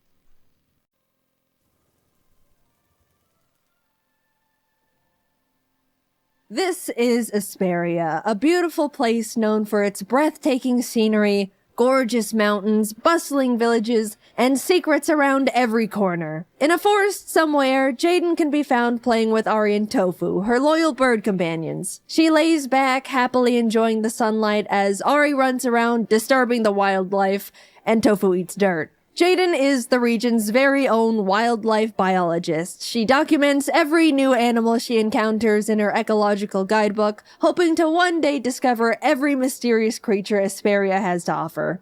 Ari and Tofu help in their own ways, I suppose. As she's writing down this interaction in her book, for scientific purposes of course, a flock of fruit doves flies by overhead. Jaiden immediately recognizes them from their bright white feathers and loud screeches.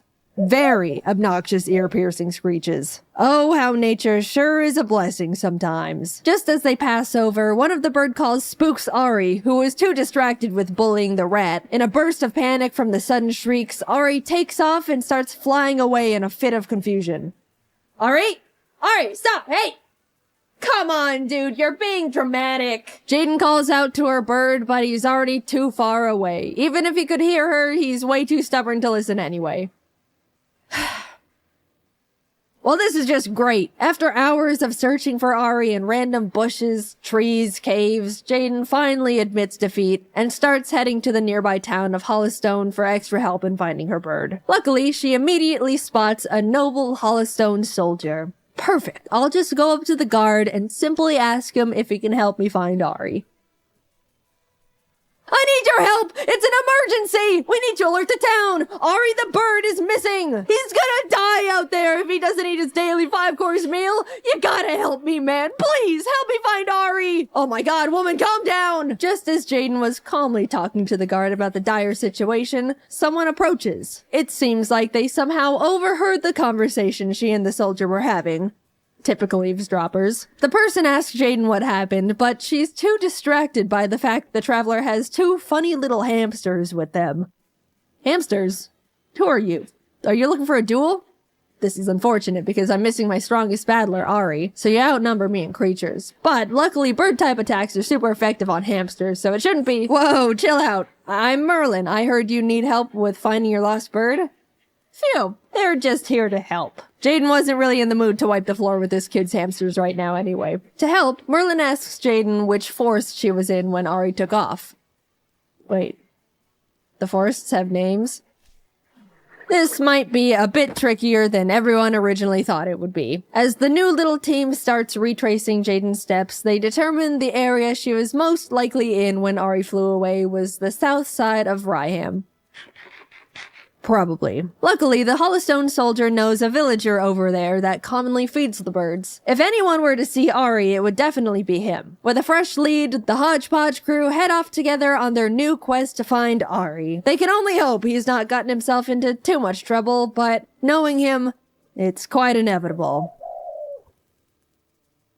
This was the start to the quest line of Jaiden and her birds in the game, and also this video's sponsor, AFK Journey. Me and the AFK Journey team have collaborated to put together a fun little campaign that includes Jaiden, me, Ari, and Tofu. It's also the first time I've ever been featured in a video game, which is really cool, and it'll be active from September to November, so I hope you get to try it out. The new season, Waves of Intrigue, is out today. There's a link to the game in the description for you to download for free. Waves of Intrigue brings with it a wealth of new content, including a brand new map area, the bustling hub city of Rustport, new game modes and characters to recruit, fishing and sailing mechanics, and so much more. There's even new intense pirate and mafia elements that you can explore and immerse yourself with. On top of it all, they've added even more stories and trials to beat if you're up to the challenge. AFK Journey has given me a code for you all to punch in. Use code Tofu and Ari for some exclusive rewards. The link is down below, or you can use this handy dandy QR code. The game is beautiful, massive, and definitely has so much for you to uncover and discover throughout the entire world they've created. I hope you'll give it a try. Thank you again to AFK Journey for not only sponsoring this video, but also putting me into their game in such a cool way. Thanks for watching. It's that time of year again. Ari turns 3 this year, which means he'll be dead in approximately 27 years if all goes according to plan. The clock's ticking, Ari. When are you gonna get a job? But for now, we can just focus on giving him a good birthday. Since he's still just a wee lad, he hasn't accomplished much yet. And the world is full of amazing treasures to be experienced, like making friends, or, I don't know, going to a park. Oh, wow. Oh, yeah, Ari, look at you go. Wow, look at you! There you go. Now, wasn't that fun? Getting back to the making friends part, believe it or not, Ari's actually made another bird friend. He's not as socially inept as I thought, since he hates everything but bells and spaghetti. My buddies Jordan and Kelsey also have a bird named Baby Jim, so when the two of them met, they became instant best friends. They snuggle and get each other's pin feathers and poop on my computer together. They're practically inseparable, and it's frickin' adorable. Except for the double poop. That part is not as good. Since it's Ari's special day, I thought we could make a nice dinner for them to celebrate together. I invited Jordan, Kelsey, and Joel too, but Joel, you're uninvited because I forgot Ari doesn't like you. Careful. Ah! Got a bunch of party stuff. So, Jordan, you're working on the spaghetti, so maybe Gelsey and I we can decorate the table. Alright. You got confetti. Want to sprinkle some on the table? Well, I want to open it gently. I don't want it to just... Gelsey! No, you said... I think I got confetti in my eyes, guys.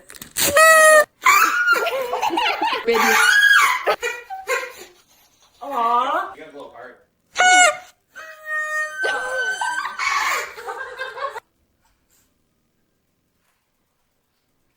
Jordan, what's your spaghetti secret? Garlic bread. I got a lot of candles. They only came in packs of 24. Oh, it's the fanciest thing Ari's ever gonna be a part of. Oh, it's so cute! Ari. Oh, so get on the table. Oh no! You got confetti in your spaghetti. Wanna see it?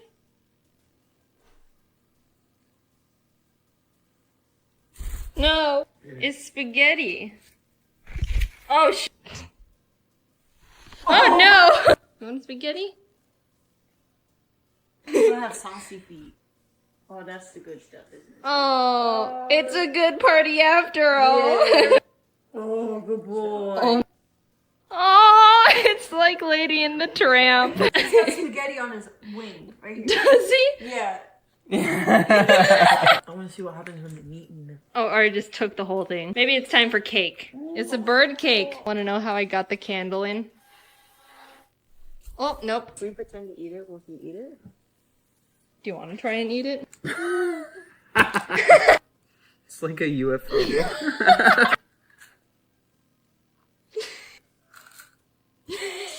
Hey. I'm getting styrofoam. It's good. Get a piece. Oh my god. See, now you like it. Oh, see, it's good. Look at Ari, he's got his piece too. We could just pretend that they're eating right next to each other. There you go. What if we take the plate away? Maybe he doesn't like gay. Oh, there we go. Go get it. Get it, baby Jim. Get it, baby Jim. Why is there a staple? Ari, why do you have a staple? Want the toy? Why are you on the floor? Come here. Where are you going? He's gone. Bye, Ari. Last year, we supported a local bird rescue with helping fund their renovations, which they were really thankful for. I followed up with Anika, who works there, and she said with the donations, they were able to revamp the electrical work and AC to be more stable, and are in the process of building more aviaries and a shed for extra storage. I was blown away with how much we were able to help, and I want to do something like that again this year. This time, I want to help out the Bird Gardens of Naples. They're a non-profit Florida-based organization that takes care of birds that need a home and prioritize education on general bird knowledge and care. They put a lot of time and effort into caring for the birds they have, and all the donations they receive get put back into the birds through vet bills, flight cages, toys, renovations. I asked them to set up a GoFundMe for this occasion, and if you donate at least $10 to it, you'll be entered into a raffle to win a special Ari's birthday shirt or an Ari plush. I'm giving away 20 shirts and 10 plushes, and they all come with a signed card. I've also donated $1,000 to the rescue as well. If you can't donate or want to do more, there's links on their website to volunteer, adopt or sponsor a bird, or just tour the sanctuary. I hope Ari enjoyed his birthday, even though he's a little brat poopy bite toddler. He's my buddy, and I love him very much. Hopefully we can celebrate by doing good things for the birds and eating spaghetti. We all know those people, the few dim bulbs of the group. Now, they don't necessarily have to be called stupid, but their actions just make you go, ugh. Now, I'm fine with people not using the full extent of their brain cells to do things, but when their stupidity starts affecting me, then we're gonna start having some problems. The rule disregarder. Someone who either doesn't listen to rules or flat out ignores them. I had a class with this one person. I'm just gonna keep his identity a secret. I don't know what was wrong with him. He did lots of questionable things that made the class just shake their head. One time he asked the teacher if he could use a pen to fill out a bubble test, and if you don't understand how bubble tests work, Normally you get a bubble sheet, fill out a multiple choice test corresponding to the letters on the test, and the teacher gives the filled out forms to this machine and it grades the test a lot faster than the teacher can. But the machine only works when you fill it out with a number 2 pencil. Maybe the guy didn't know how they worked, so I guess it wasn't a bad question. But a few weeks later, when we had another test, it turns out the same guy used, a pen to fill out his test. Really, guy? Really? And as the teacher was yelling at him for being so ignorant, it was noticed that he didn't even put his name on the test either. The advice ignore. When you give advice to someone, they ignore it, and they end up in this huge, problematic situation that you predicted perfectly and they could have avoided if they just took your advice from the beginning. Tori, do you think I should date Aaron or Jet? Aaron has had at least 24 girlfriends and he's cheated on all of them. I'd say Jet. Oh my god, girl, wait! Aaron just asked me out to the carnival tonight. I have to go with him. I'll see you later. Oh my god, Tori, Aaron bailed on me for some blonde named Blonde who isn't even hot. You have to come pick me up. Aaron was my only ride home and I'm getting hecka wet in the rain! The non-future planner. Someone who doesn't think of the consequences of their stupid actions before they make them. Once when I was in 4th grade, I was in the school bathroom and as I was walking down the little corridor to go into the stall, some girl randomly started yelling, "I'm gonna kick the door open!" And all of a sudden I heard this loud poof as one of the stall doors flew open at my face. Now luckily, I was a master of karate arts when I was little, so my reflexes were lightning fast, and I was actually able to block the door with my arm instead of my face. And I'm not gonna lie, I was pretty proud of myself because I've never done anything that amazing before. But, I mean, come on. If it wasn't me standing there and instead some, I don't know, poor little kindergartner who couldn't block the door if they tried, there could have been some major issues. I even had a pretty bad bruise on my arm from where I blocked it. Be ignorant. When someone doesn't pay attention to their surroundings, when they could be a hazard to something or themselves. Jeff, where do you want these knives? Oh, hey, Jeff, didn't see you there. Dawn wanted them over by the cabinet over there. Hey, Dawn! Jeff said you wanted these over there. What? No, they're the knives you wanted. Yeah. You sure? Okay, catch. No? Okay, I'll sprint them over to you. The important detail overlooker. Someone who is told important details and immediately forgets them. Okay, so for the party tomorrow, you said you can bake the cookies? Yep. Do you want a specific kind? Nope. I can eat everything but peanuts, so everything else you want is fine. Hey, glad you could make it. What did you bring? Peanut butter cookies. You want one? They're still warm. Hello?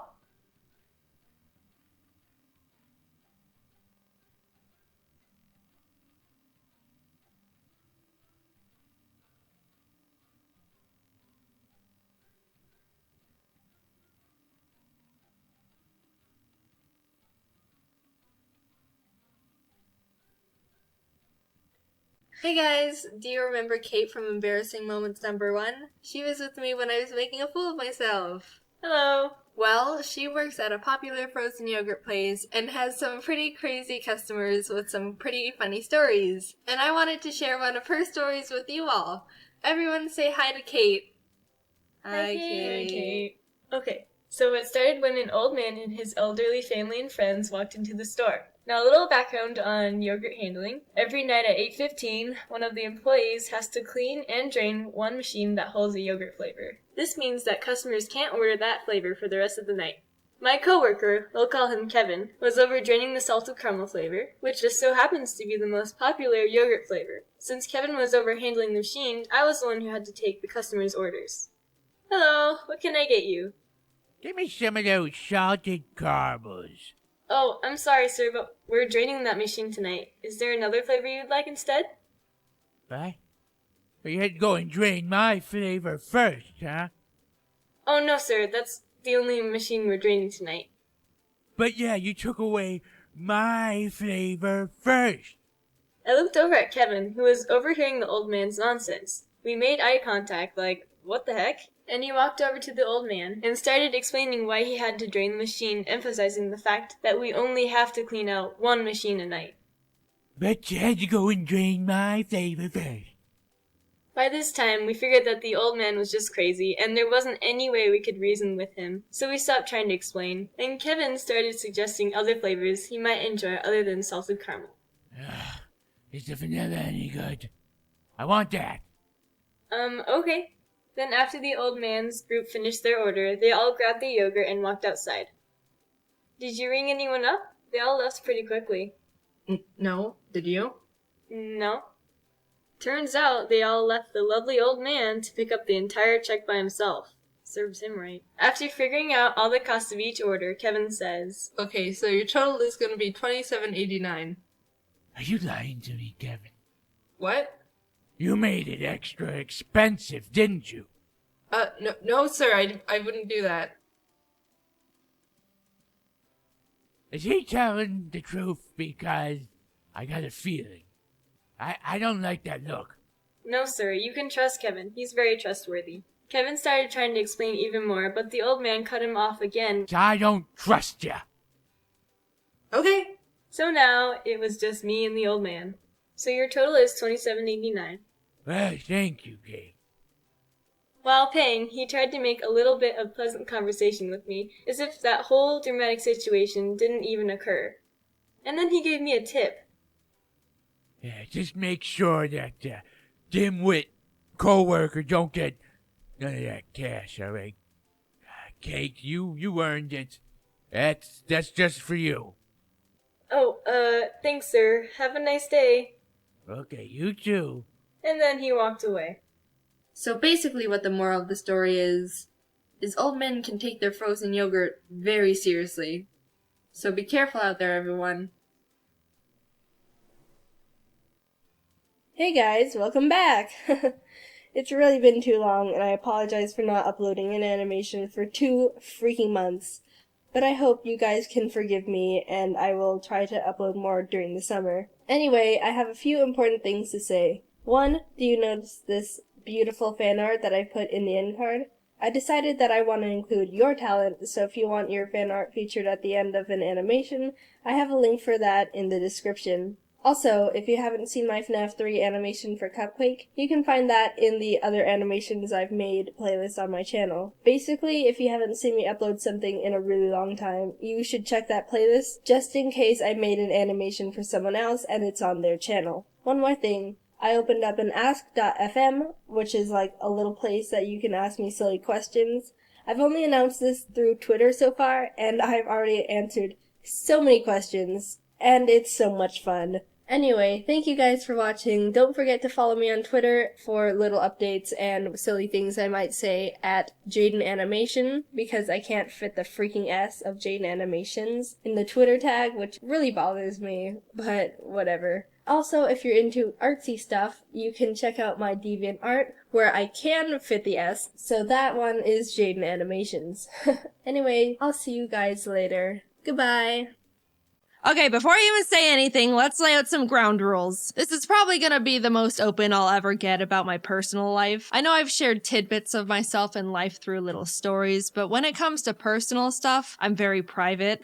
Especially within the past few years. I'm gonna be talking in very general surface level terms because specific personal details are for me to know, and in the nicest way possible, none of your business. Basically, this is something I want to talk about, share, and bring a spotlight to. But at the same time, you get the Cliff Notes version. So no trying to assume or guess anything beyond what I'm sharing within this video. At the end of the day, we're all just strangers refusing to listen to the stranger danger rule. Alright, formalities aside, let's get into it. I've come to realize that I'm aro-ace, which stands for aromantic asexual. And I know what you're thinking. That's not gay. What the hell is that? And you know what? That is completely fair, because I didn't know what that was either. Aromantic and asexual are two different things, and I'm gonna break them down to you separately, starting with aromantic because no one really knows what that one is. And also, it's my personal favorite. Someone who's aromantic is defined as a person who feels very little to no romantic attraction to anyone at all. So like, they might not develop crushes on people or feel the need to be in a romantic relationship with anyone. Very general terms, but hopefully you kind of get the gist. If not, here's a little story example from me. Growing up, I never developed crushes on anyone. I remember when I was in 5th grade, kids were talking about their crushes left and right, and it was starting to feel like something I had to experience too, just because I thought that's just what happens. Don't make fun of 9-year-old me, I was a sheep. Anyway, I decided I needed to have a crush because that's just what happens to people. And I very robotically chose this random kid in the class who we can call Pikachu. That's not his name. He didn't mean anything to me and I didn't do anything about this crush. Like, I didn't tell anyone or anything. It was just a headcanon thing for me to feel up to speed and like I was hitting my normal human emotions quota. But it's funny because on Valentine's Day, you know how in elementary school everyone would bring cheesy Walmart Valentine's cards for everyone in the class, and then you'd have a box full of candy and hollow emotions from everyone. Well, my school did that. When I went through my box, I pulled out Pikachu's Valentine and thought to myself, someone who has a crush on someone would keep this. I think. So I put Pikachu's copy-paste Batman Valentine in my drawer and promptly forgot about it because it meant nothing to me, but hey, that's just what I thought I was supposed to do. Man, I'm so good at this. Then like a year or so later when my mom was going through my room, she pulled out the card and was like, why do you have this? And I was like, honestly, I have no idea. Years passed, I entered junior high and thought to myself, all right, this is the time where people start developing crushes and then do something about it. Like get into relationships or something. So I was like preparing to be interested in people. On the first day of school, I scoped out the room to see if there was anyone that I thought looked like someone I could develop a crush on. And this was when classes started being divided up into periods, so there were like 6 batches of people I sifted through. But no one caught my eye, and I thought, man, unlucky. Went through the whole school year, next year rolled around, classes changed, I did the same potentials crush scoping again, and the same thing happened. I wasn't drawn to anyone at all. Man. Unlucky again. Every year I thought something would change, especially going into high school when people started actually hitting puberty and were getting conventionally attractive. But my entire school life, grades kindergarten to senior year, which I'm pretty sure is like 13 years, I wasn't interested in a single person throughout any of it. And what's funny was I was thinking, man, what's the deal? Why is no one attractive? And I went to a big high school. There were like 3,500 students there. Surely I am not the outlier in this formula. Why are none of you attractive? By the time I was going to college, I really felt like I had to find someone. It felt like I was falling behind the curve, or if I was gonna find someone, it was gonna have to happen now. I made a lot of new friends, and that's when I thought I developed my first genuine crush. Long story short, in hindsight, no, it wasn't a crush and I was just wrong. I just met someone who I thought was cool and funny and had a really strong desire to be close to them. But looking back, knowing what I do now, it wasn't in a romantic way. I realized I can get very excited and tunnel vision on people I think are really cool or interesting and kind of obsess over getting to know them or just want to spend a lot of time with them. But whenever I got into those tunnel vision moments, if I sat down and asked myself if I actually wanted to be in a relationship with them and hold hands or cuddle or kiss, the answer was not really, but if they wanted to, I could go along with it. Which I do not think is right. In my very old flirting video, which I refuse to rewatch, I think at one point in it I said something along the lines of, if you're interested in someone but they just want to be friends, I don't understand why some people can't deal with that. And that was primarily because I didn't realize there was an emotional difference between a crush or falling in love and just being really good friends with someone. So, oops, sorry for the bad take, I think. I really just thought having a crush on someone was wanting to be their #1 best friend. Look, I said don't make fun of me. To me, it used to feel like if I was wanting to become friends with someone to that high of a degree, that would be the next step or justify why I wanted to put this much time, effort, and energy into one person. And it didn't feel right or even fair going through all of this with someone and then tell them they're just a friend. I don't know, it just didn't feel like it made sense, even though I really didn't technically see them in a romantic way. I just didn't understand what was going on really, or that there was supposed to be real emotions instead of a logical understanding of steps. And the fact that I was under the assumption that I was supposed to be interested in people in a romantic way didn't help with anything. I always preferred to stay good friends, but never felt like I could have that, and I worried that if I said no, that we would just start drifting apart, which I obviously didn't want either. It's been a very long journey discovering this about myself. Everything I'm saying has all been extremely subconscious and not understood or defined for many years. I even used to think I was bi or pan for the longest time because I would think to myself, well, bi is being interested in both genders. I don't really care for either, but 0 is equal to 0, so I guess I'm bi or pan. I got math involved. If I knew what aromanticism was when I was growing up, things would have been a lot less complicated for me a lot sooner. I think it's mainly because people don't really talk about it or even know what it is or that it's real. Romance and love is the #1 most talked about topic on the planet. Everything I've been taught or learned through society is that love and romance is everywhere. Everyone feels it, and it's gonna happen to you. Just a funny little note, there was a point where I was listening to some generic romance song on the radio. You know, like all of them. And I just suddenly thought to myself, wait, do people actually feel these things towards each other? Like all these mushy lyrics are real emotions? They're not joking? And that's when I started feeling like something was different. I approached romance under the blanket term thought of, sure, why not? And didn't recognize it was actually a feeling, which might sound stupid, but look, I don't know. No one presented me with any other options. I did a lot of rationalizing. If someone ever expressed romantic interest in me, I would mentally make a kind of logical list of their pros and cons and the pros and cons of what a relationship would look like with them based on what I knew about them as a person. I didn't realize there was supposed to be an extra, excited feeling, or the fact that you're not supposed to think about it as if it were a business exchange. I understand compatibility is a huge important variable when it comes to sharing a relationship with someone, but at the end of the day, it's still, apparently, still a very emotionally driven thing. And I literally had to make that discovery and teach it to myself. Now, I'm gonna talk about being asexual very briefly, and I'm gonna preface it with, let's all just be mature about this, alright? We're all pretending to be adults here. I've got my eye on some of you. Behave! Okay, this is definitely treading into uncomfortable personal boundary territory for me, but yeah, I do want to share that I'm asexual too, which is defined as someone who feels little to no intimate attraction to anyone. Look, I know we said we're all adults, but I'm still gonna dance around the vocabulary, alright? Yes, there's a difference between romantic and intimate attraction. Little side note, I will say you can experience romantic attraction to someone but no intimate attraction, or you can experience intimate attraction but no romantic attraction. You can be one and not the other. It's not necessarily a package deal. Most people feel both, and I do not feel either. Anyway, I have never been magnetically attracted to the look or shape of a single person in my entire life, and did not realize it was a real thing until very recently. I'm able to identify when someone looks conventionally attractive, like by textbook definition, but I never realized people are genuinely drawn to people they think are attractive. I didn't know that people could just see someone and be like, wow, they're gorgeous. I would love to get to know that person, or maybe go on a date with them, or whatever else you people do. I didn't think it was real. I thought people were exaggerating or something. I don't know. And I also couldn't believe that some people feel that with multiple people.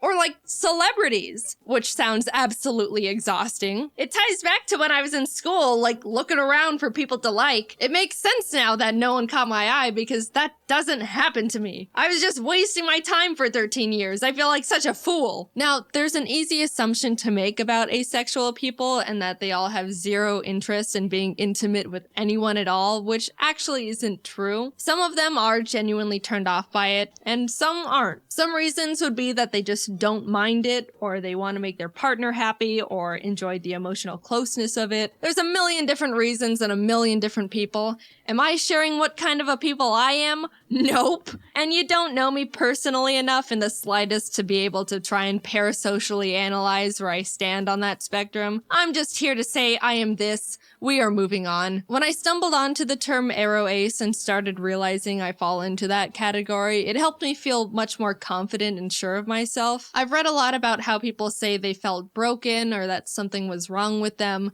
But honestly, I was the complete opposite. Coming from my very biased perspective, I think aro ace is one of, if not the coolest and most confident orientations out there. Not needing a single gram of romantic or intimate validation from anyone is so cool. All you need is yourself to be happy, maybe friends and family too.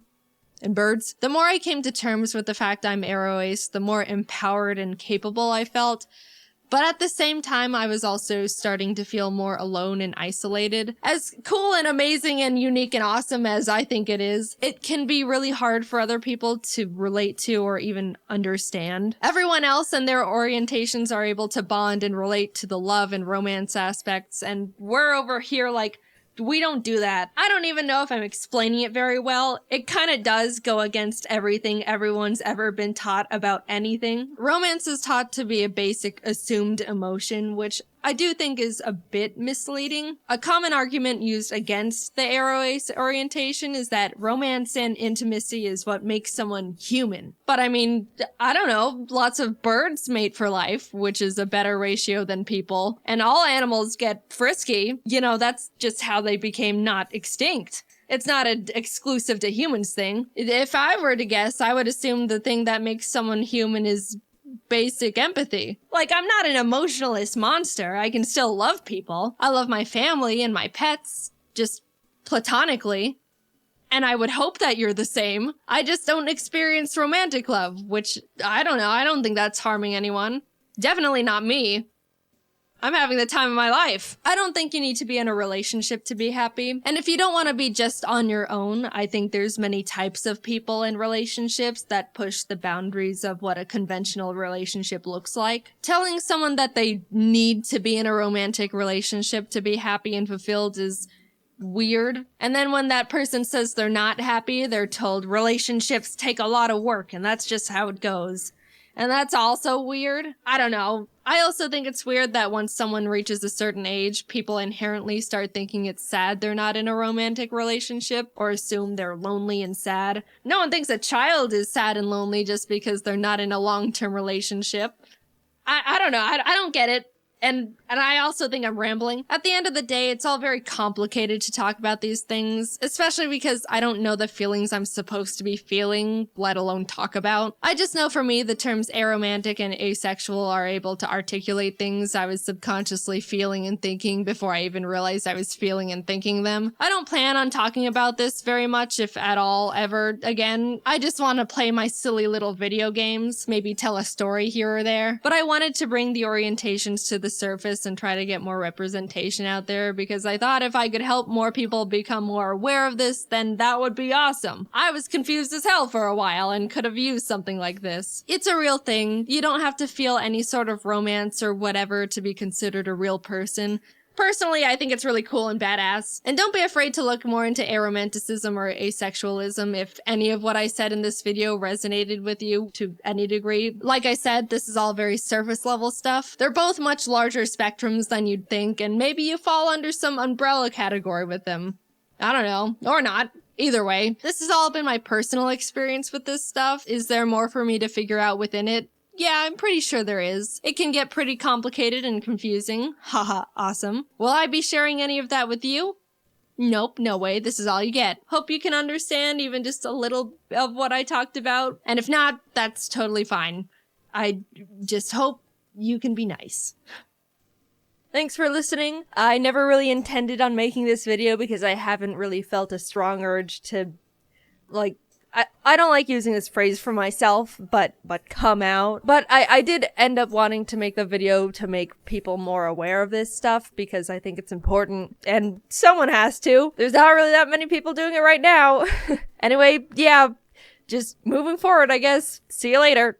When Carl Jacobs popped up in my DMs asking if I wanted to be in Mr. Beast's upcoming video, I'll be honest, my gut reaction was fear. Mr. Beast has basically become YouTube's own mad scientist. He can snap his fingers and shape reality at this point. Despite part of me thinking I should just stay in the comfort of my own home, I felt really honored to be invited and kinda just wanted to show up, say hi, and then realistically go home within the first round of eliminations. I accepted the ominous invitation, and before I knew it, was flying to North Carolina being handed a custom uniform, all before even knowing what I actually just signed up for. I didn't even know if there was a prize for the winner at this point. Walking into the green room, I was expecting to not know anyone, but to my relief, I saw a lot of familiar faces. I even used this time to ask Matt Pat what it was like to meet Scott Cawthorn, and he told me FNAF secrets. So already this trip was more than worth it. Eventually, we were herded down a long, mysterious hallway until we saw it. The Mr. Beast cube. After everyone was filed inside, we were told the last person to leave the cube would be deemed the winner. And also win $1 million for their subscribers. This is for $1 million?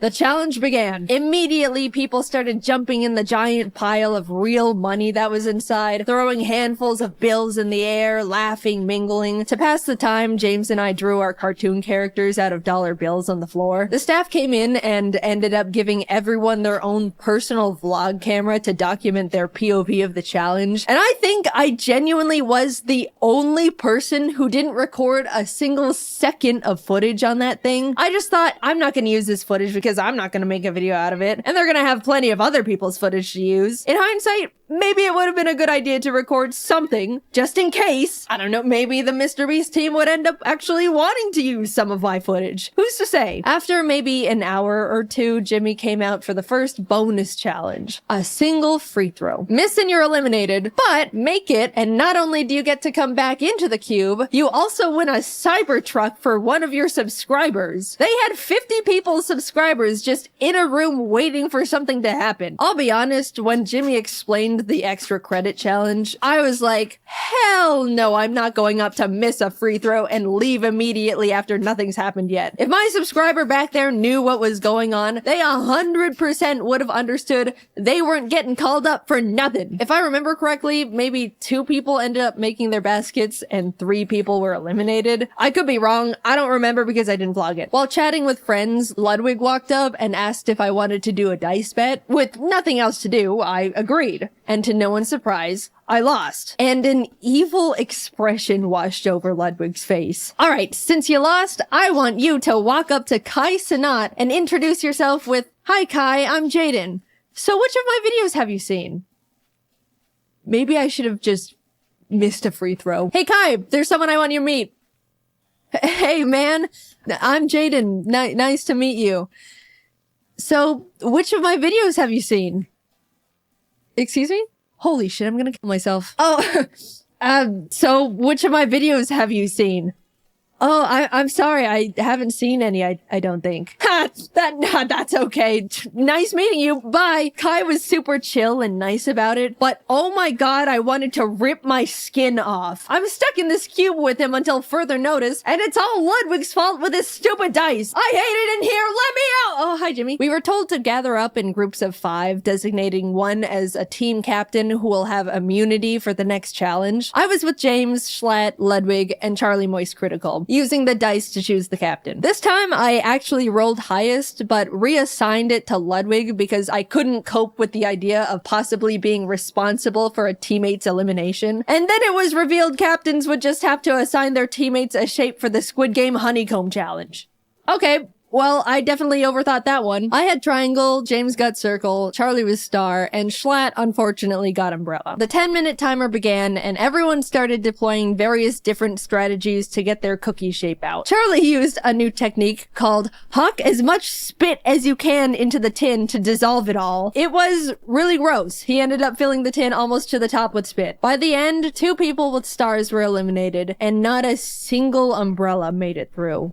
Bye, Schlatt. It was very funny seeing Mr. Beast lift the lid off Charlie's tin and immediately reel back in disgust, though. A total of 14 out of 50 people have now been eliminated, leaving 36 people. Honestly, that was good enough for me. Losing at any point going forward was already further than I was anticipating. We were fed our little thing of rations and left to wait again. It probably doesn't seem like long in Mr. Beast's video, but it was like 9 p.m. by the time we began the second real challenge. After being directed to choose a partner, James and I shook hands, ready to take on the next game as a team, and froze as it was revealed we had just chosen our own opponent. Another Squid Game tactic. I probably should have seen it coming, I just didn't expect the double up. The Beast staff revealed the next challenge as they rolled in a giant Jenga tower. Winner stays, loser walks. Unfortunately, the very first game of giant Jenga between KSI and AJ ended up taking literally 2 hours. Doing the math in our heads, we all kind of figured we probably didn't have the time to play Jenga for the next 30 hours. But just as AJ won, KSI hoisted him over his shoulders and ran out of the cube. No! Huge drama! Everyone was freaking out. AJ was stunned. No one knew what to do. Was that legal? Can you just carry people out of the cube? Jimmy had everyone take a vote, and pretty much everyone opted to bring AJ back in. Yes, out of the kindness of our hearts, but also out of fear of being manhandled. So since giant Jenga was a bust, production ended up scrambling to try and find like 12 sets of normal Jenga at midnight in North Carolina. A feat that seems impossible, but I feel like Jimmy could just call up the president of Jenga and have it all delivered via helicopter within 30 minutes. It took a bit, but the slightly larger than normal, yet still reasonably sized Jenga towers were all set up. As our game was going on, James and I ended up making a pact that whoever was eliminated would relay to the outside world that the other was okay, because we didn't have our phones, by the way. Our friends only knew we were in the Mr. Beast cube and haven't responded for 14 hours. Our game of Jenga was pretty intense. Eventually it got to the point where as I was watching James pull out a final piece, I realized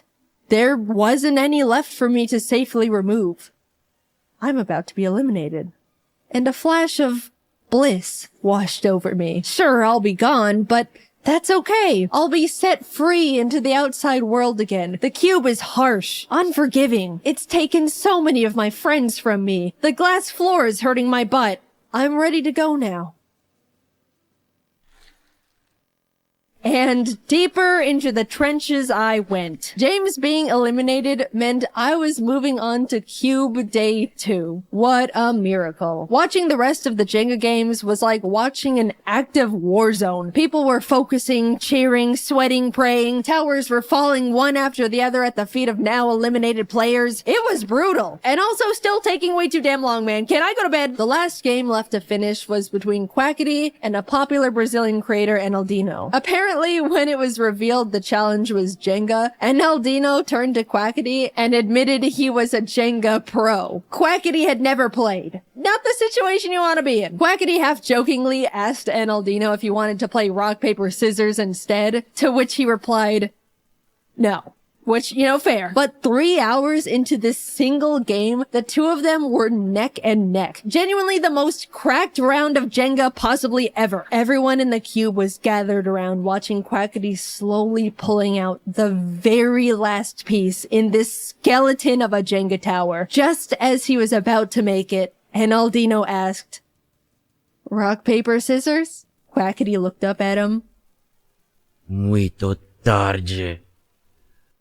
It was over. Enaldino tried to hang in there, but in the end, he fell. 18 people were now eliminated. Alright, it's 3 a.m. Let's go to bed. I genuinely thought they would let us go back to our hotel rooms for the night, but man, now this is just great. I won myself a ticket to a night in the Mr. Beast cube, sleeping next to a bunch of people I barely know, and I was probably just gonna get eliminated first thing in the morning anyway. As I was getting ready for bed, Kai walked by. Hey, I gotta check out your videos sometime. Oh, I'm sorry, man. I lost a bet to Ludwig and he made me say that. Oh, shit.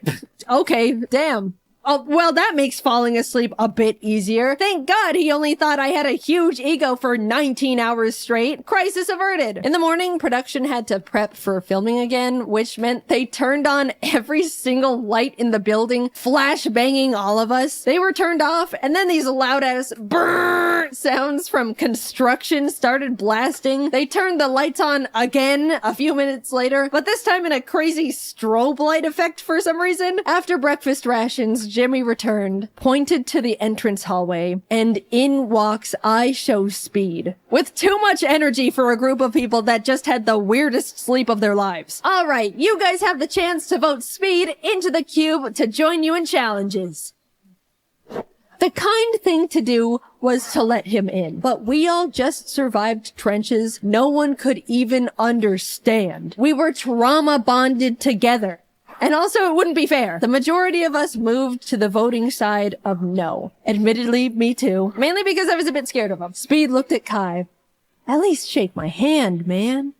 You're gonna pull me out. As the two of them argued about a friendly handshake, Ludwig stepped up. I'll shake your hand, Speed. His hand now extended to Ludwig. The moment their hands touched, Speed started yanking Ludwig towards the outside world. We all started screaming and panicking. We couldn't lose one of our cute brothers like this. Ludwig was holding onto the support beam for dear life. Some of the guys managed to pull him back in, and as Speed walked out, unable to take any souls with him, he exclaimed, "This ain't the last time you're gonna see me, and I remember all y'all's faces."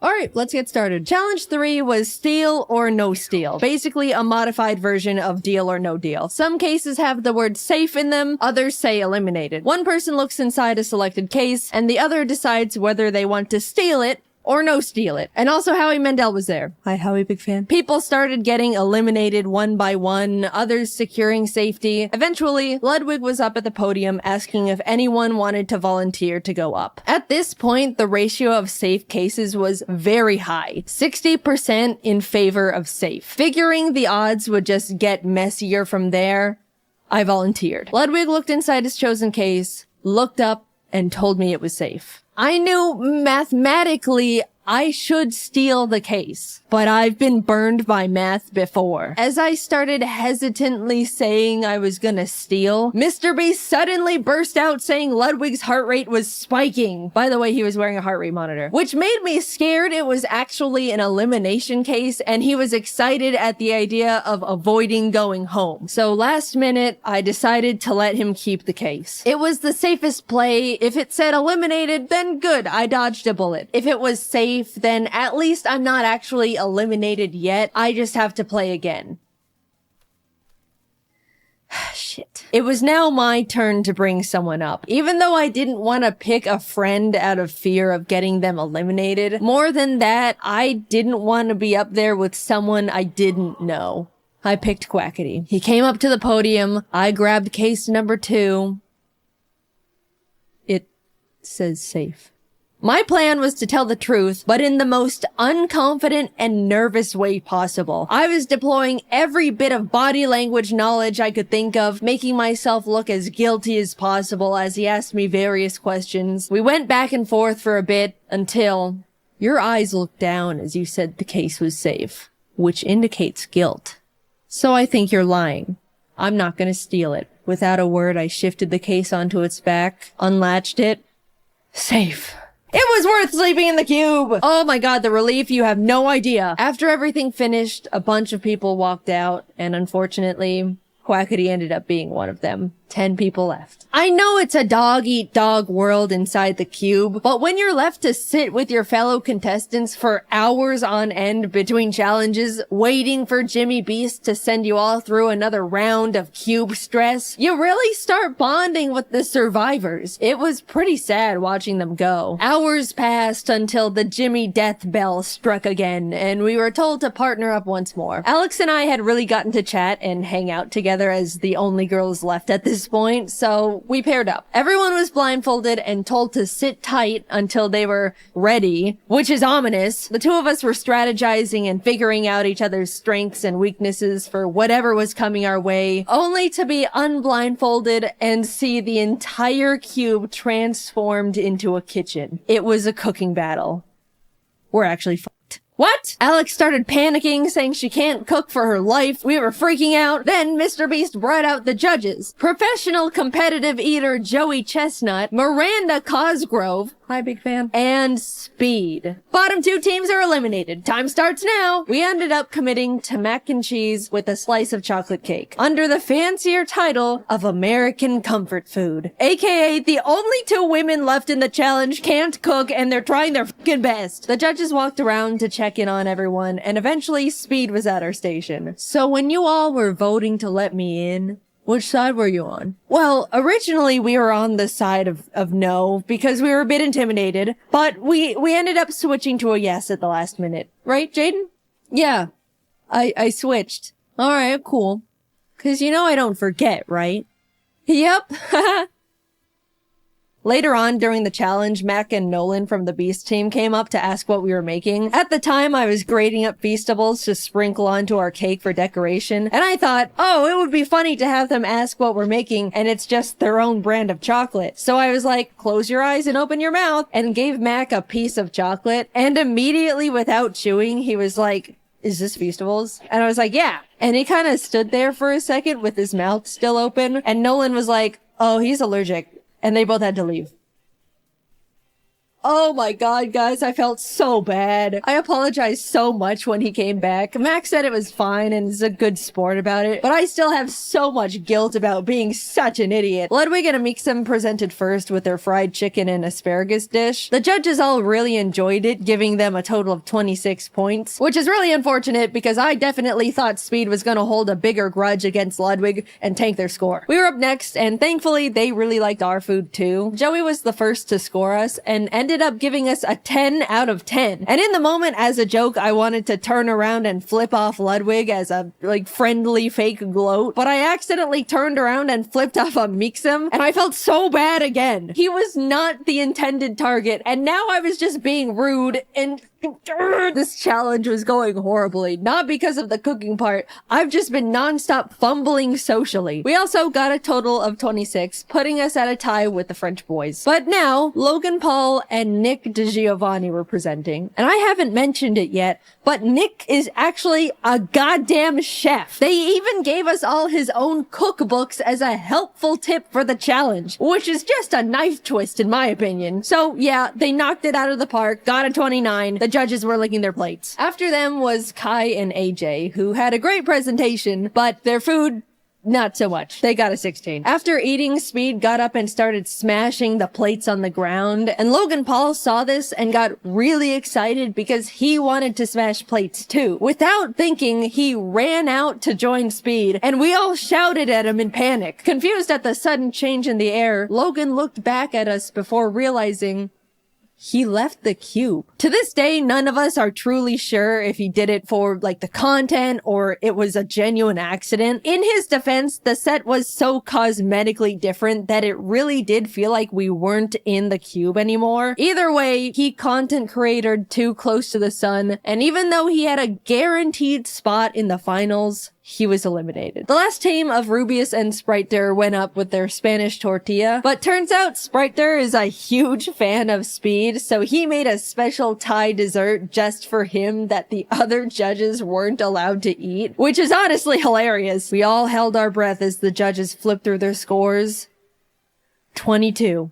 Alex and I made it to the finals. I never in my life thought I was gonna be getting this far, and suddenly realized I need to actually think about what I would do if I won. I went into this thing not even knowing if there was a prize at all, and was now facing the reality that I could win the whole thing. Hours passed as the 5 of us sat together in the cube until Mr. Beast emerged for the final time. Someone was about to win $1 million for their subscribers, and it all came down to this last challenge. Honestly, among the group, there wasn't a single person I thought didn't deserve to win. Everyone left were good people who all wanted to do something really positive with the money. It was great getting to know them all over the course of 2 cube days, and I was really proud to be standing next to them in the finals. 5 briefcases were piled in the center, 1 for each finalist. We were to each take one, peek inside our chosen case, and within the next 10 minutes, discuss who to vote out. If your voted out and your briefcase is empty, you're eliminated. But if you're voted out and your case has the $1 million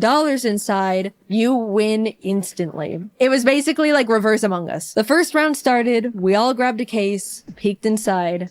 Holy shit, I grabbed the $1 million case round 1. I started shaking. I didn't know what strategy to use. I didn't know how to make myself look like I should be voted out. And during the discussion time, it definitely showed because I was really quiet and nervous the whole time. The 10-minute discussion wrapped up. We all unanimously wrote our votes down, and it fell into a tie between voting out Ludwig and somehow me.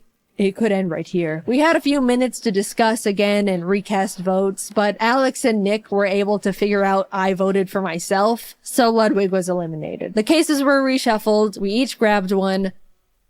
I pulled it again. In that moment, I froze. Since I was in the hot seat last round, I was probably gonna fly pretty under the radar this time. Someone else is gonna be voted out, and I statistically will not see this case ever again. If I'm not voted out here, I basically lose. The second round began, and it was pretty much a blur from there. I was trying to talk more because being quiet last round got me found out, but was still flying too under the radar. Amidst trying to keep up with the conversation, strategize, and hold myself together, I couldn't find my win con. But with a few minutes left, Amixem said something that I think shifted the entire game.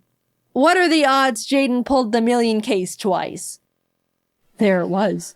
Gambler's fallacy, save me. Save me, gambler's fallacy. I couldn't mess this up. I don't know what to say to that one. Everyone's attention was now on me, and I could tell they were all thinking about what was just thrown into the ring. We all looked down at our papers. I wrote my name as quietly as possible, worrying the sound of the letters were gonna out me. Jimmy read them all out. Jaiden. Alex. Jaiden. Jaiden. They voted me out. I slowly walked to the middle of the podium with my briefcase. In that moment, I was the only one who knew what had just happened. Everyone leaned in as I unlatched the case and revealed the $1 million. I won! Confetti cannons blasted. Everyone immediately started congratulating me. All the eliminated contestants left in the green room ran out screaming and jumping around me in celebration. I started to tear up for some stupid emotional reason. So yeah, I won $1 million to give away to my subscribers. That is a Looney Tunes amount of money. First of all, top 5 all agreed that whoever won the $1 million would give the other 4 $100K each to do something for their subscribers too. So a total of $400K will be going to Ludwig, Alex Botez, Amixem, and Nick DeGiovanni. With the remaining $600K, I decided to put it towards paying for as many people's art degrees as possible. It's really scary going into the art field right now between the animation industry hitting their rough patches, AI threatening to take artist jobs. The overall career path is extremely intimidating and difficult to break into. I'd really like to encourage and make it easier for some of the up-and-coming artists by being able to send them through art school stress-free. I have no idea how to set it all up, but I'm currently working with as many qualified people as I have available to me to make it happen. As my and Mr. Beast's team figures it out, I'll keep you all updated through my Twitter. We'll get it sorted. I entered the Mr. Beast cube ready to just talk to my friends and screw up in the first challenge, but instead I was isolated from the world for 48 hours, watched my peers fall one by one in front of me, and left with $1 million for my subscribers. Thank you, Carl, for inviting me. Thank you to all my friends who made the cube so much more enjoyable. Thank you, Mr. Beast, for creating this incredible opportunity I can now use to support artists. Despite being put through cube trenches, I had a really great time. And of course, huge thanks to the Beast crew for making it all happen. It was something I'll never forget or experience ever again. Hopefully.